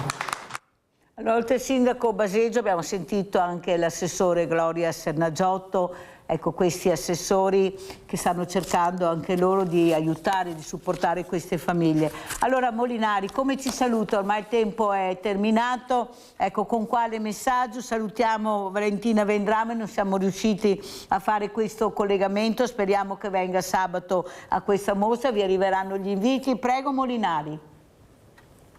Io sarò molto breve, Mirella. Direi che vi ringrazio, ti ringrazio per questa trasmissione straordinaria che ha toccato un tema che io amo tantissimo, cioè il tema della sofferenza umana, perché la sofferenza umana tocca tutti prima o poi, chi più, chi meno. Queste persone non devono assolutamente essere invisibili. Io ci sono. È il titolo di una mostra ed è un motto che deve diventare un motto del cuore. Noi ci siamo per tutti, noi ci siamo perché siamo uguali agli occhi di Dio, noi ci siamo perché siamo uguali nella società. Grazie, grazie a questo poeta Carlo Molinari, questa poesia bellissima. Ce ne leggi un'altra, Molinari, prima di salutarci? Dai, vediamo un'altra poesia, ce la meritiamo. Vi leggo una poesia che ho scritto. A me piace molto scrivere anche poesie brevissime di 1 o 2 versi solamente, allora sarò breve. Vi leggo una poesia di 2 versi che ho intitolato La mia speranza. Altro non voglio che impazzire d'immenso. Bellissimo. Potente, potente queste parole. Senta Molinari, ma un poeta come vive queste guerre terribili? Ecco, questa delicatezza d'animo che si scontra con questa cattiveria, con questo fuori di testa di certi personaggi potenti. Prego. Certamente la poesia non solo è poesia d'amore, poesia sulla natura, sul creato, ma la poesia diventa anche un atto di pace universale, diventa un atto di denuncia universale. Quante sono le poesie cosiddette sociali? Le poesie sociali di denuncia sono proprio quelle poesie, e anch'io ne ho scritte tante, come tanti miei colleghi, dove si denunciano i mali della terra. E un esempio è stato la poesia che vi ho letto, Se io fossi un angelo. Si prende un argomento, si prendono vari argomenti, il poeta e la poesia ha il compito, uno dei compiti principali è quello proprio di denunciare i mali della terra. Grazie, grazie a Carlo Molinari, buon lavoro Carlo, a questo poeta che con queste piccole perle di saggezza ma soprattutto di emozione ha fatto sì che anche voi riuscite a capire l'importanza di ascoltare e magari di creare anche voi qualche poesia e poi la leggeremo insieme. Grazie, grazie, pubblicità.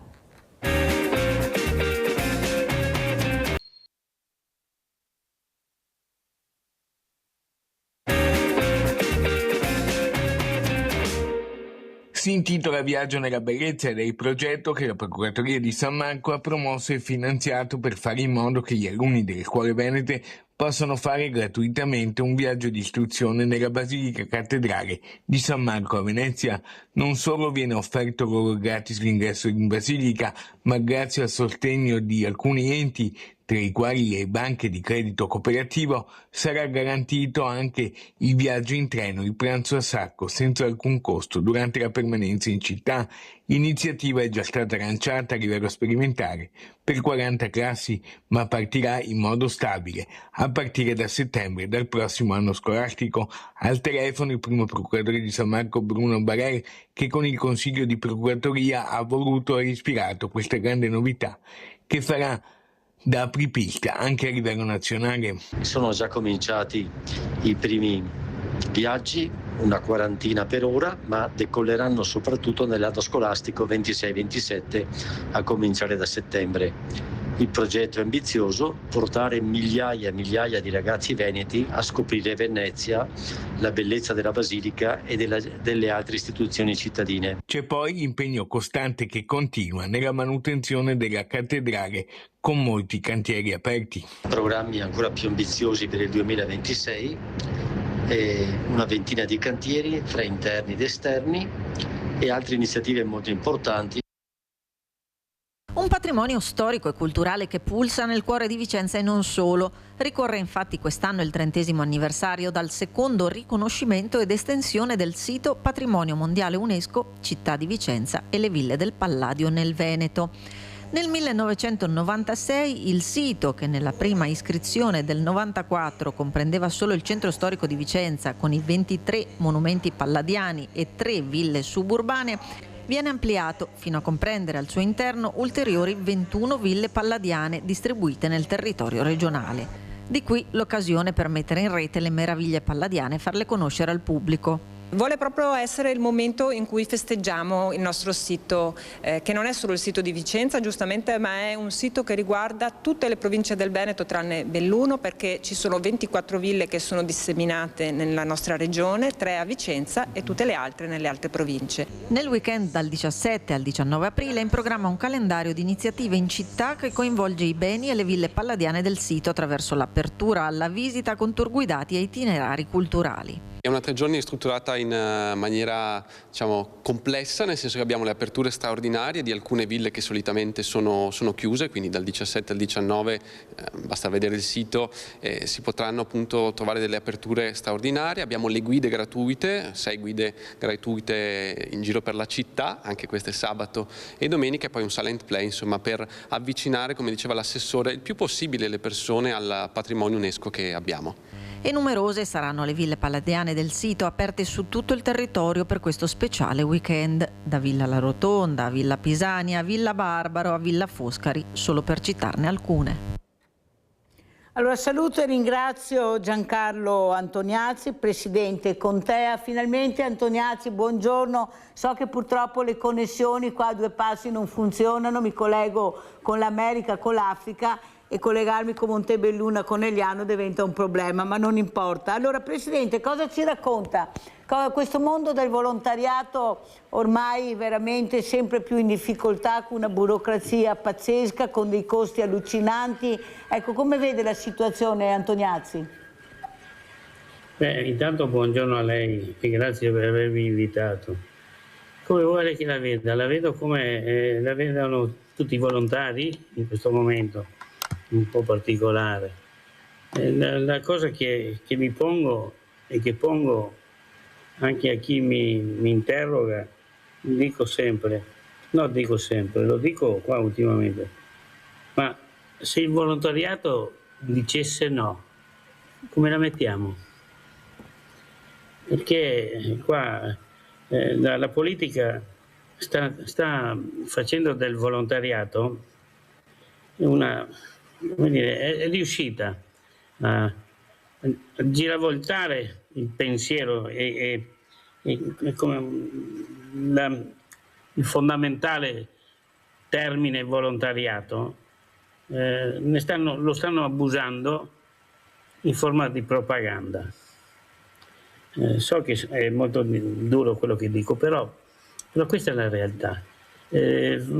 Probabilmente non hanno una reale cognizione del valore intrinseco, ma del valore morale, umano, che il volontariato esprime e sa mettere in campo. E dentro tutto questo, la domanda che ci stiamo ponendo, molti, è: se diciamo no, come la mettiamo? Cosa facciamo? Cosa fa questo Paese? Ma cosa fa soprattutto le persone di cui fruiscono del nostro lavoro? E Antoniazzi, io ieri ho detto una cosa che mi veramente... Mi sente Antoniazzi? Mi sente?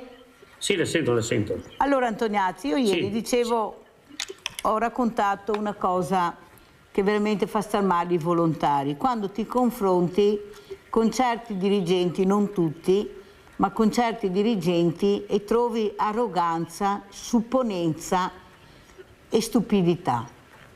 Allora ti chiedi, ma perché io devo confrontarmi con queste persone che non riescono neppure a immaginare cosa vuol dire la parola volontariato, che se ne fregano altamente che tu fai questo da tanti anni, che cerchi di aiutare, perché sono loro, come ha detto Antoniazzi, il re. Sono io che ho il potere, sono io che posso dirti di no anche se stai facendo una cosa che va bene per la comunità. Allora come combattere questo? Ma non è che li mettiamo noi queste persone, è la politica, perché qualcuno mi dice è sempre la politica, perché dove devo andare a parare secondo quelli che pensano che la politica non c'entra? Cosa ne pensa Antoniazzi dell'arroganza anche di un certo potere? Cosa vuole che ne dica?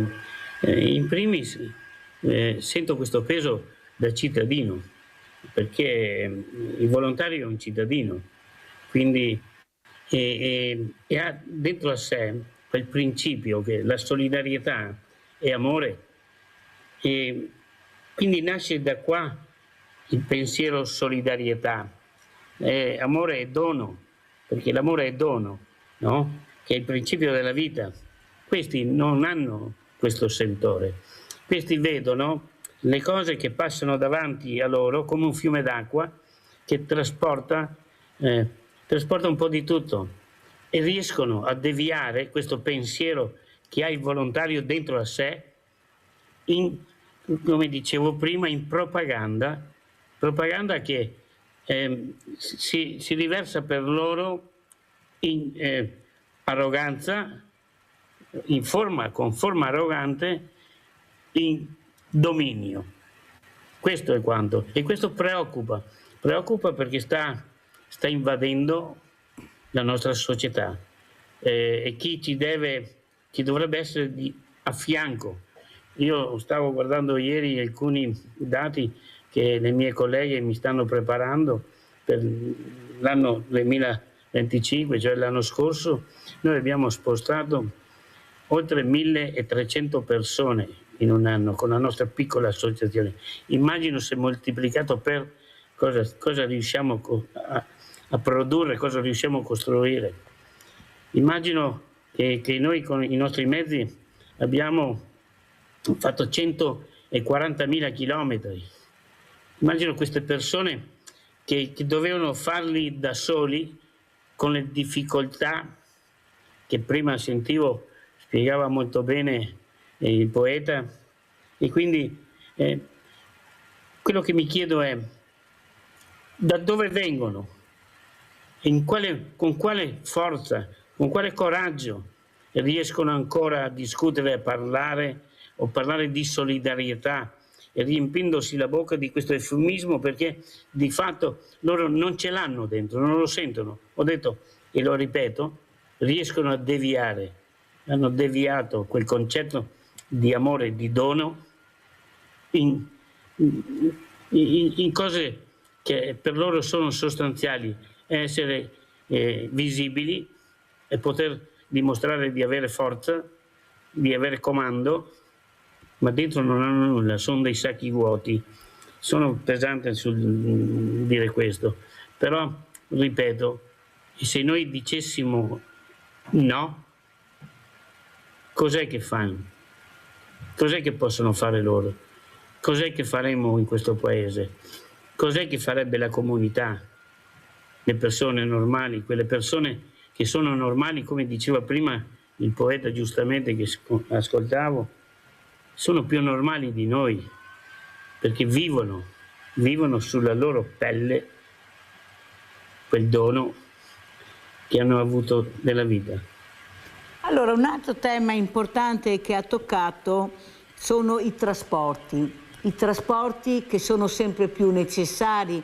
Abbiamo una popolazione diversamente giovane che veramente fa difficoltà a incontrarsi, a curarsi, ed ecco che ci sono le associazioni come quella di Giancarlo Antoniazzi Contea che invece fa questo. Però io vedo che non c'è la volontà di unire le forze. Antoniazzi lo sa come la penso, anzi la politica non ci vede come una risorsa, ci vede come un problema, l'ha detto anche lei prima Antoniazzi. Ecco, non siamo una risorsa per loro, nonostante che nella pandemia eravamo noi che aiutavamo con le famiglie, le persone, eravamo noi che andavamo nelle case a portare la borsa, a portare le medicine, a cercare di dare quel supporto che la politica terrorizzata di prendere questo virus se ne stava tranquillamente a casa o in disparte. Oppure grandi proclami con la mascherina, ma poi non li vedevi da nessuna parte. Ecco, questi ambiti territoriali che fanno fatica a partire, ci sono i sindaci con le mani nei capelli, non si sa ancora niente a parte qualche realtà. Non le sembra che stanno cercando di fare altri carrozzoni che non porteranno a niente?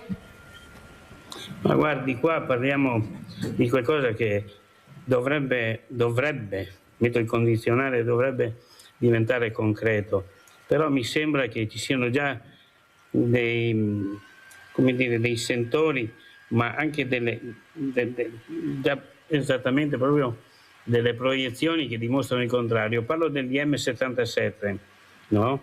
Allora, noi come associazione stiamo anticipando un attimino quel pensiero del DM77, parlo per l'incontro, un punto fermo di incontro per il volontariato, un punto fermo di incontro del volontariato con tutti gli attori che ci sono sul palcoscenico della solidarietà. Parlo dell'ente locale, parlo degli enti preposti, parlo delle aziende produttive, del mondo produttivo, parlo del mondo delle banche, il mondo finanziario, parlo delle fondazioni, parlo un po' di tutte quelle associazioni che si occupano di questo.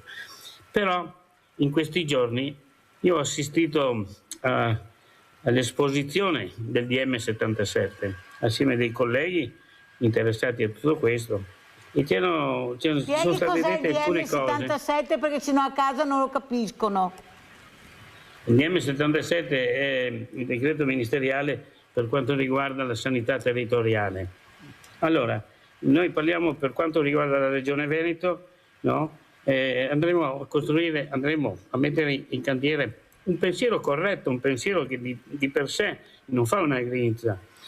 Quindi ospedali di prossimità, ci sono ospedali di comunità, no? Ci sono le case di comunità, ci sono i medici di comunità, ci saranno dei luoghi di incontro per il mondo della socialità, del volontariato, perché possa portare quei suoi problemi, ma da quanto sto sentendo non ho la certezza di questo, perché devo dire che devo approfondire nei prossimi giorni ho degli incontri regionali proprio per capire questo. Si sta deviando già da quel programma originario che era molto suddiviso nel territorio, quindi molto di prossimità. Adesso sembra invece che vada fatta secondo alcuni crismi che tendono a dare visibilità alla politica, e ritorniamo al concetto di prima, che per il sistema la solidarietà è uno strumento di visibilità, è uno strumento, sono riusciti e riescono a deviarlo, no? E farne propaganda. Quindi è preoccupante tutto questo. È molto preoccupante. Allora andiamo a sentire cosa dice il nuovo direttore dell'ULSS 2, il dottor Bizzarri, proprio sul personale ULSS 2. Andiamo a sentire. Alcune discipline hanno volumi più importanti e coprono il fabbisogno, altre invece non riescono a coprire il fabbisogno, ma la necessità di erogare servizi primari ci rende opportuno attingere a forme contrattuali che vorremmo non utilizzare e che in futuro andremo a ridurre. Ridurre sempre più il ricorso a cooperative esterne o ad altre forme contrattuali come quelle di libera professione per puntare esclusivamente su personale interno all'azienda sanitaria. L'obiettivo della nuova dirigenza dell'ULSS 2 di Giancarlo Bizzarri è ben chiaro nonostante le attuali difficoltà legate proprio alla carenza di personale in alcune aree come quella dell'urgenza-emergenza. Con lo stanziamento di 166.000 euro per l'inserimento l'aumento di 5 medici in più nei pronto soccorso attraverso la libera professione, e la FP-CGIL che esprime forte preoccupazione per una scelta che ancora una volta, evidenzia il sindacato, conferma l'assenza di una programmazione strutturale del personale ricorrendo a soluzioni temporanee. Da parte del nuovo direttore generale però l'impegno per valorizzare il personale interno è già iniziato, a partire dall'istituzione di una task force impegnata nella gestione delle risorse umane per valorizzarle non solo dal punto di vista economico, a partire dalle opportunità di crescita e mobilità all'interno della stessa azienda, rivedendo anche le modalità di premialità che guardino soprattutto all'individuo. Ma deve avere un rapporto con l'azienda che gli garantisca un percorso di crescita, e questo è quello che secondo noi è il primo incentivo a rimanere in azienda ed entrare in azienda. Quello del personale è un tema che torna in primo piano anche in vista dell'apertura delle case di comunità, le prime attive tra maggio e giugno. Su questo si concentrerà il lavoro del neopresidente della conferenza dei sindaci Francesco Soligo, eletto all'unanimità, che prende il posto dell'assessore regionale Paola Roma, e del nuovo direttore dei servizi sociosanitari Simona Sforzina, con una lunga esperienza all'azienda sanitaria di Trento. Il suo impegno sarà incentrato sulla riforma territoriale attraverso appunto le case di comunità, chiamate a rispondere ai bisogni dei cittadini, soprattutto con la presa in carico della cronicità e la gestione dell'urgenza non emergenza con presenza medica H24. La notte le guardie mediche e di giorno comunque una presenza che è tutto da costruire, non tanto in chi garantirà questa presenza, ma cosa faranno questi medici. 25 medici a tempo pieno il fabbisogno individuato per le nuove realtà. Il personale non mancherà per l'avvio del servizio, sottolinea il DG Bizzarri, che spiega come in futuro, dopo la firma dell'integrativo regionale, si punterà sui medici di medicina generale, con i quali ci sono già stati degli incontri con le prime adesioni. Di partire con i medici che già lavorano per noi come convenzionati, diciamo le cosiddette guardie mediche, i medici di continuità assistenziale, ma anche i nostri medici specialisti, e poi capire quali opportunità ci potranno venire dall'accordo integrativo regionale e anche come rendere di valore la presenza del medico di medicina generale dentro alle case di comunità. Allora, sentiamo Antoniazzi, cosa ne pensi di queste nuove figure che si affacciano anche con una visione diversa di quello che può essere anche l'interno e l'esterno di un ospedale, come dice il professor Gerosa, non fatto solo di mattoni ma di persone. Prego. Ma io condivido con loro quello che stanno dicendo e mi auguro alla nostra comunità che tutto questo possa essere portato dentro alla comunità, ma che possa essere portato nei termini che vanno dicendo, vanno discutendo, ripeto, attorno al DM77 che di fatto sta parlando di questo. Mi auguro anche, perché non ho il nuovo direttore, non l'ho mai incontrato, non lo conosco e quindi spero di avere occasione il prima possibile di poter parlare insieme e di discutere un po' di qual è la visione di solidarietà che noi diamo, di qual è la maturità del mondo del volontariato oggi, che non è più solo cittadinanza attiva, che poi di fatto è sempre ha per base il cittadino, no, come persona, ma oggi è un organismo, è un'organizzazione organizzata, preparata, che è in grado di sedere al tavolo della programmazione, della progettazione, che può portare le istanze vive della comunità, dei problemi dentro la società contemporanea, quindi in cui vivono questi volontari. Quindi poter essere a quei tavoli, ad esempio dentro i piani di zona, per poter discutere di tutto questo e farne insieme una valutazione importante che possa dare compimento a quello che stanno dicendo. Mi auguro, e so che sono cattivo in questo mio pensiero, mi auguro che non si traduca come dicevamo prima, che poi tutto quanto va a finire in una propaganda che serve soltanto a costruire immagine, a costruire potere.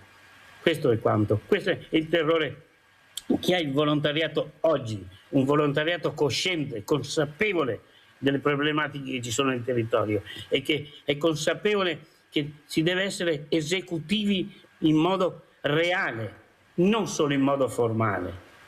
Questo è quanto. Secondo Antoniazzi, siamo rappresentati da chi deve dovere nella maniera giusta e nel modo giusto, compreso questi tavoli dove ci sono le commissioni? Io dico sempre che sarebbe importante avere le associazioni, magari turnarle, perché siamo in tanti, ma tutti dovremmo partecipare, perché secondo me ognuno di noi ha qualcosa di importante da dire e più cose da dire hanno, più risolvi il problema. Cosa ne pensi, Antoniazzi?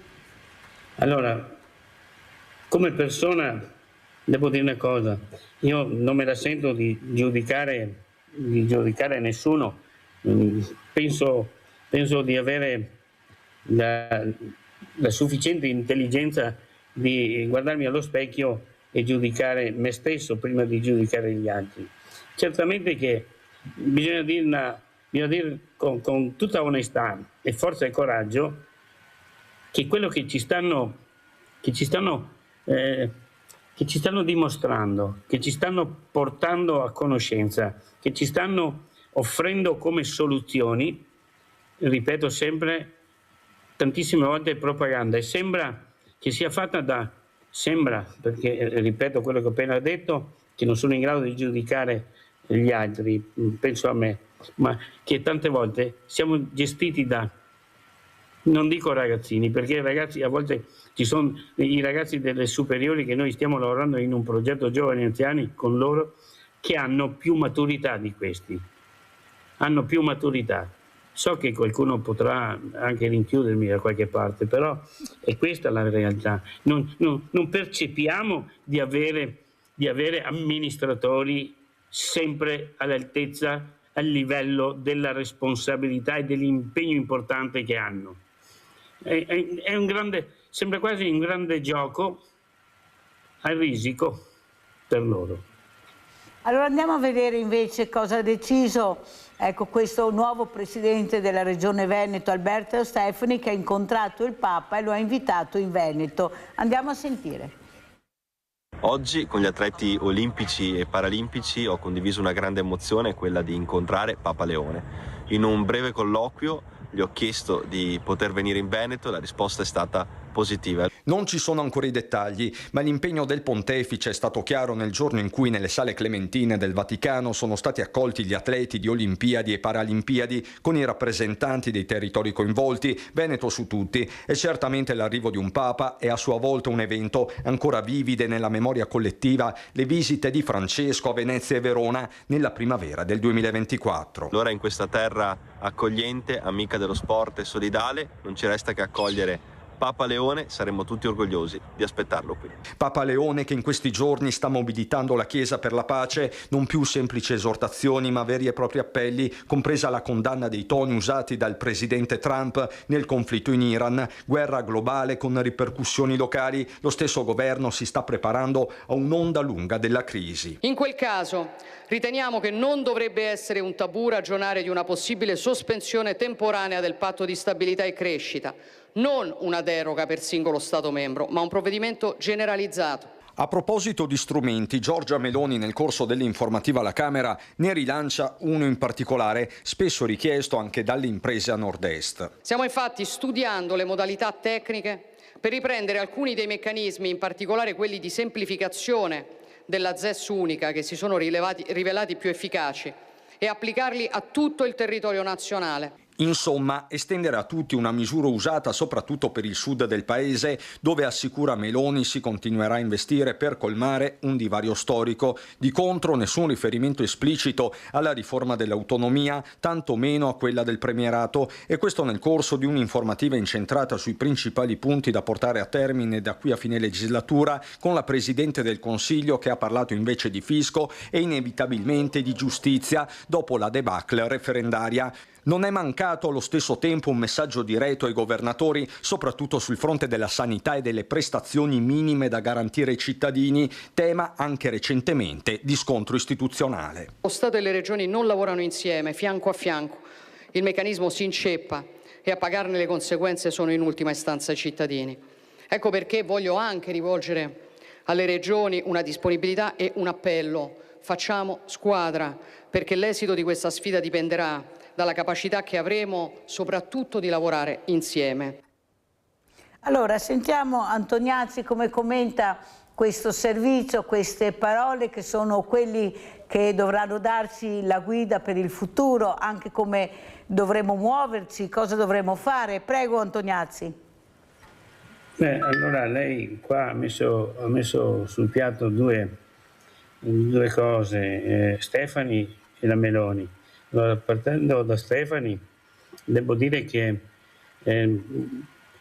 con il mio staff, ma anche con altri volontari di cui stiamo parlando, lo vediamo una persona che ci ispira fiducia, speriamo, quindi ci ispira fiducia.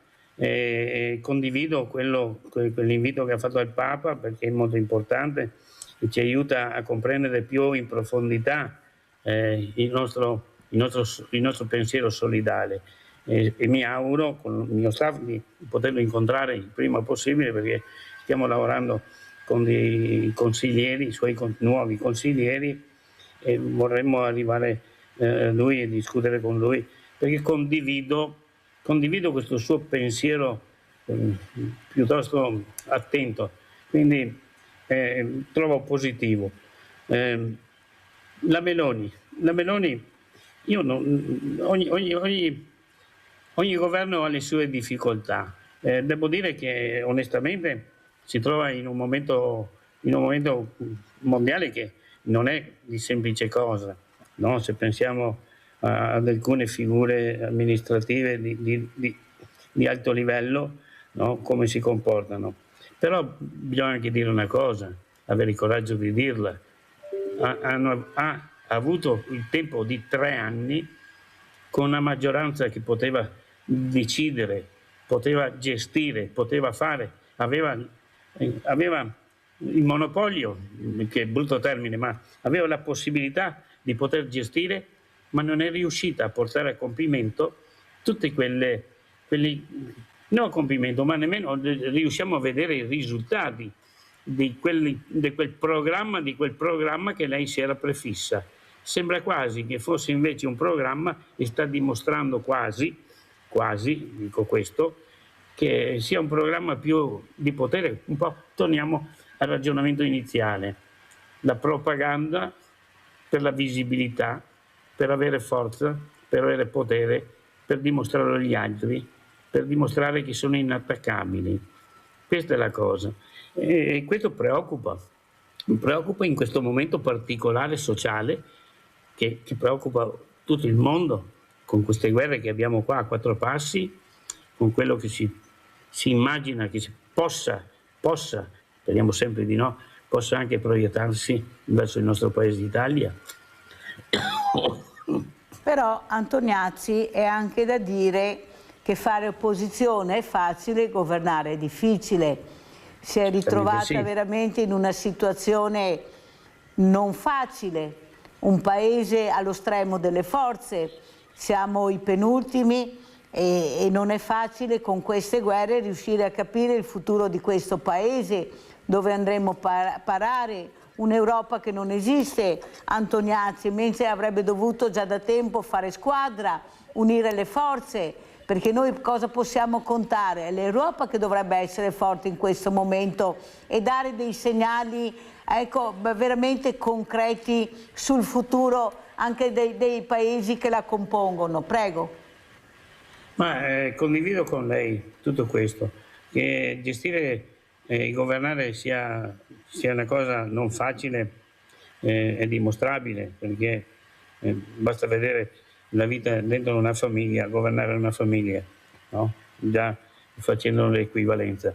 Però è altrettanto vero quello che lei diceva prima, abbiamo di fatto governanti, abbiamo di fatto persone che hanno la taratura e la moralità, perché tante volte vediamo anche questo, per poter governare. Questo è quanto. Non voglio rivolgermi agli attuali, perché è una cosa che dura da tempo, ma se noi continuiamo ad avere questa questa problematica, perché come diceva lei giustamente prima, quindi avvalora quello che lei stava dicendo, no? Che anche chi sta all'opposizione deve lavorare e deve saper produrre delle cose. Siamo in grado di dare questo?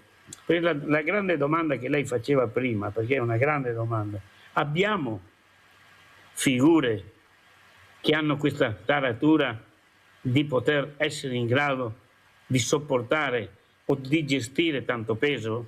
Questa è la vera domanda di oggi. Io sono convinta, Antoniazzi, che le abbiamo. Il problema è che quelli che sono bravi, sono preparati, non vengono presi in considerazione. È là il grande problema, ma non che abbiamo le figure. Io ad esempio punto molto sui giovani, tanto è vero che dico sempre che darei il voto ai 17enni, perché come li mettiamo col patentino sulla strada, forse potremmo anche capire dove vogliono andare a parare, perché il futuro è nelle loro mani, non è nelle nostre mani. Ma non mi sembra che abbiano degli esempi che li invogliano a fare questo. Prego, Antoniazzi. Ma condivido con lei che i giovani non solo saranno il futuro, come ci riempiamo tante volte il pensiero alla bocca di avvalerci di una frase fatta. I giovani di fatto sono molto più preparati di un tempo noi, ma anche del tempo reale. Nel tempo reale sono molto attenti al mondo che gli sta attorno, e quindi anch'io faccio molto affidamento su di loro, tant'è vero che molti dei nostri progetti vedono coinvolti i giovani per la loro crescita, ma per il loro pensiero più solidale, proprio quel pensiero comunicativo tra gli individui. Questo è poco ma sicuro. Tutto il resto non è che sia...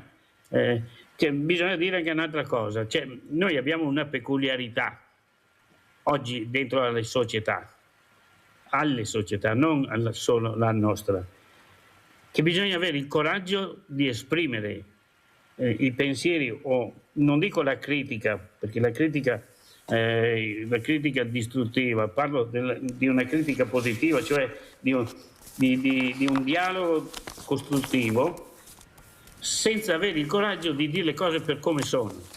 Abbiamo imparato a proteggerci o a farci degli scudi inesistenti, degli scudi che poi ultimamente sono trasparenti e dimostrano la fragilità che c'è dentro alla persona, no? Invece dovremmo riprendere il coraggio di dire le cose per come stanno, di dare il loro nome alle problematiche e affrontarle con coraggio.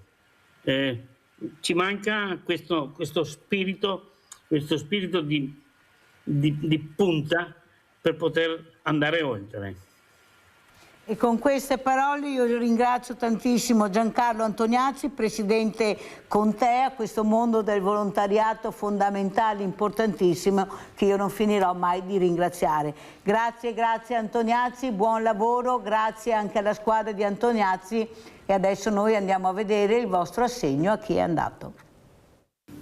Ciao grande famiglia, oggi siamo a Riese Pio X e stiamo per incontrare Marcella. Entriamo.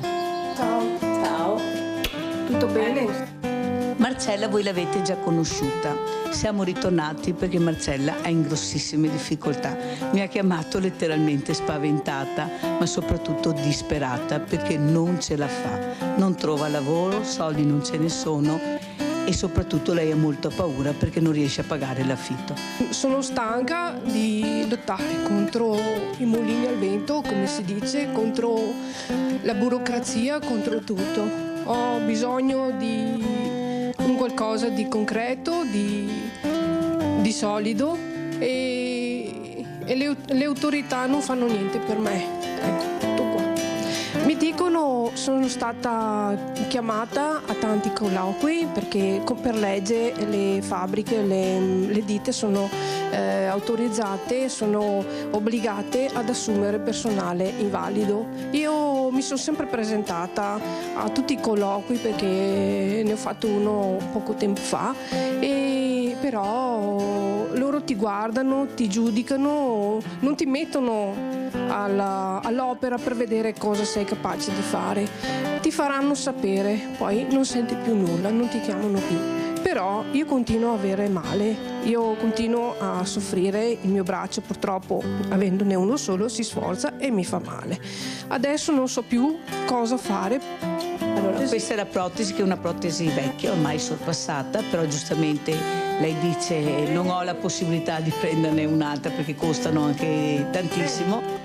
Praticamente tu carichi tutto il lavoro, esatto, e questa parte qua comincia. E come avete visto, io senza la protesi ho un monchetto e con quello mi aiuto in qualche maniera. Essendo nata così, logico che psicologicamente non ho il trauma magari di aver fatto un incidente, però comincia a pesarmi il fattore che, avendo anche, diciamo, non dico che sono vecchia, però a una certa età comincio a avere dolori. Volevo chiedere se c'è qualche concessionaria, qualcuno che ha una macchina con il cambio automatico, perché mi servirebbe per me, per essere autonoma, per via dell'assicurazione, quello che è mi arrangio in qualche maniera. Però vorrei chiedere se c'è questa possibilità, se qualche concessionaria o qualcuno ha una macchina che la regala, perché purtroppo io non me la posso permettere comprarla, se c'è questa possibilità. Io ringrazio veramente di cuore, ma grazie. Allora guarda, noi non ti abbiamo portato la macchina con il cambio automatico, ma ti abbiamo portato un assegno che ti permette di respirare. Grazie. Perché so che ne hai tanto bisogno. Grazie. Cosa vuoi dire? Allora, intanto grazie a tutti quelli che danno una mano. Un grazie a te Mirella, un grazie alla famiglia di tutta la televisione. Non so altro cosa dirvi. Grazie.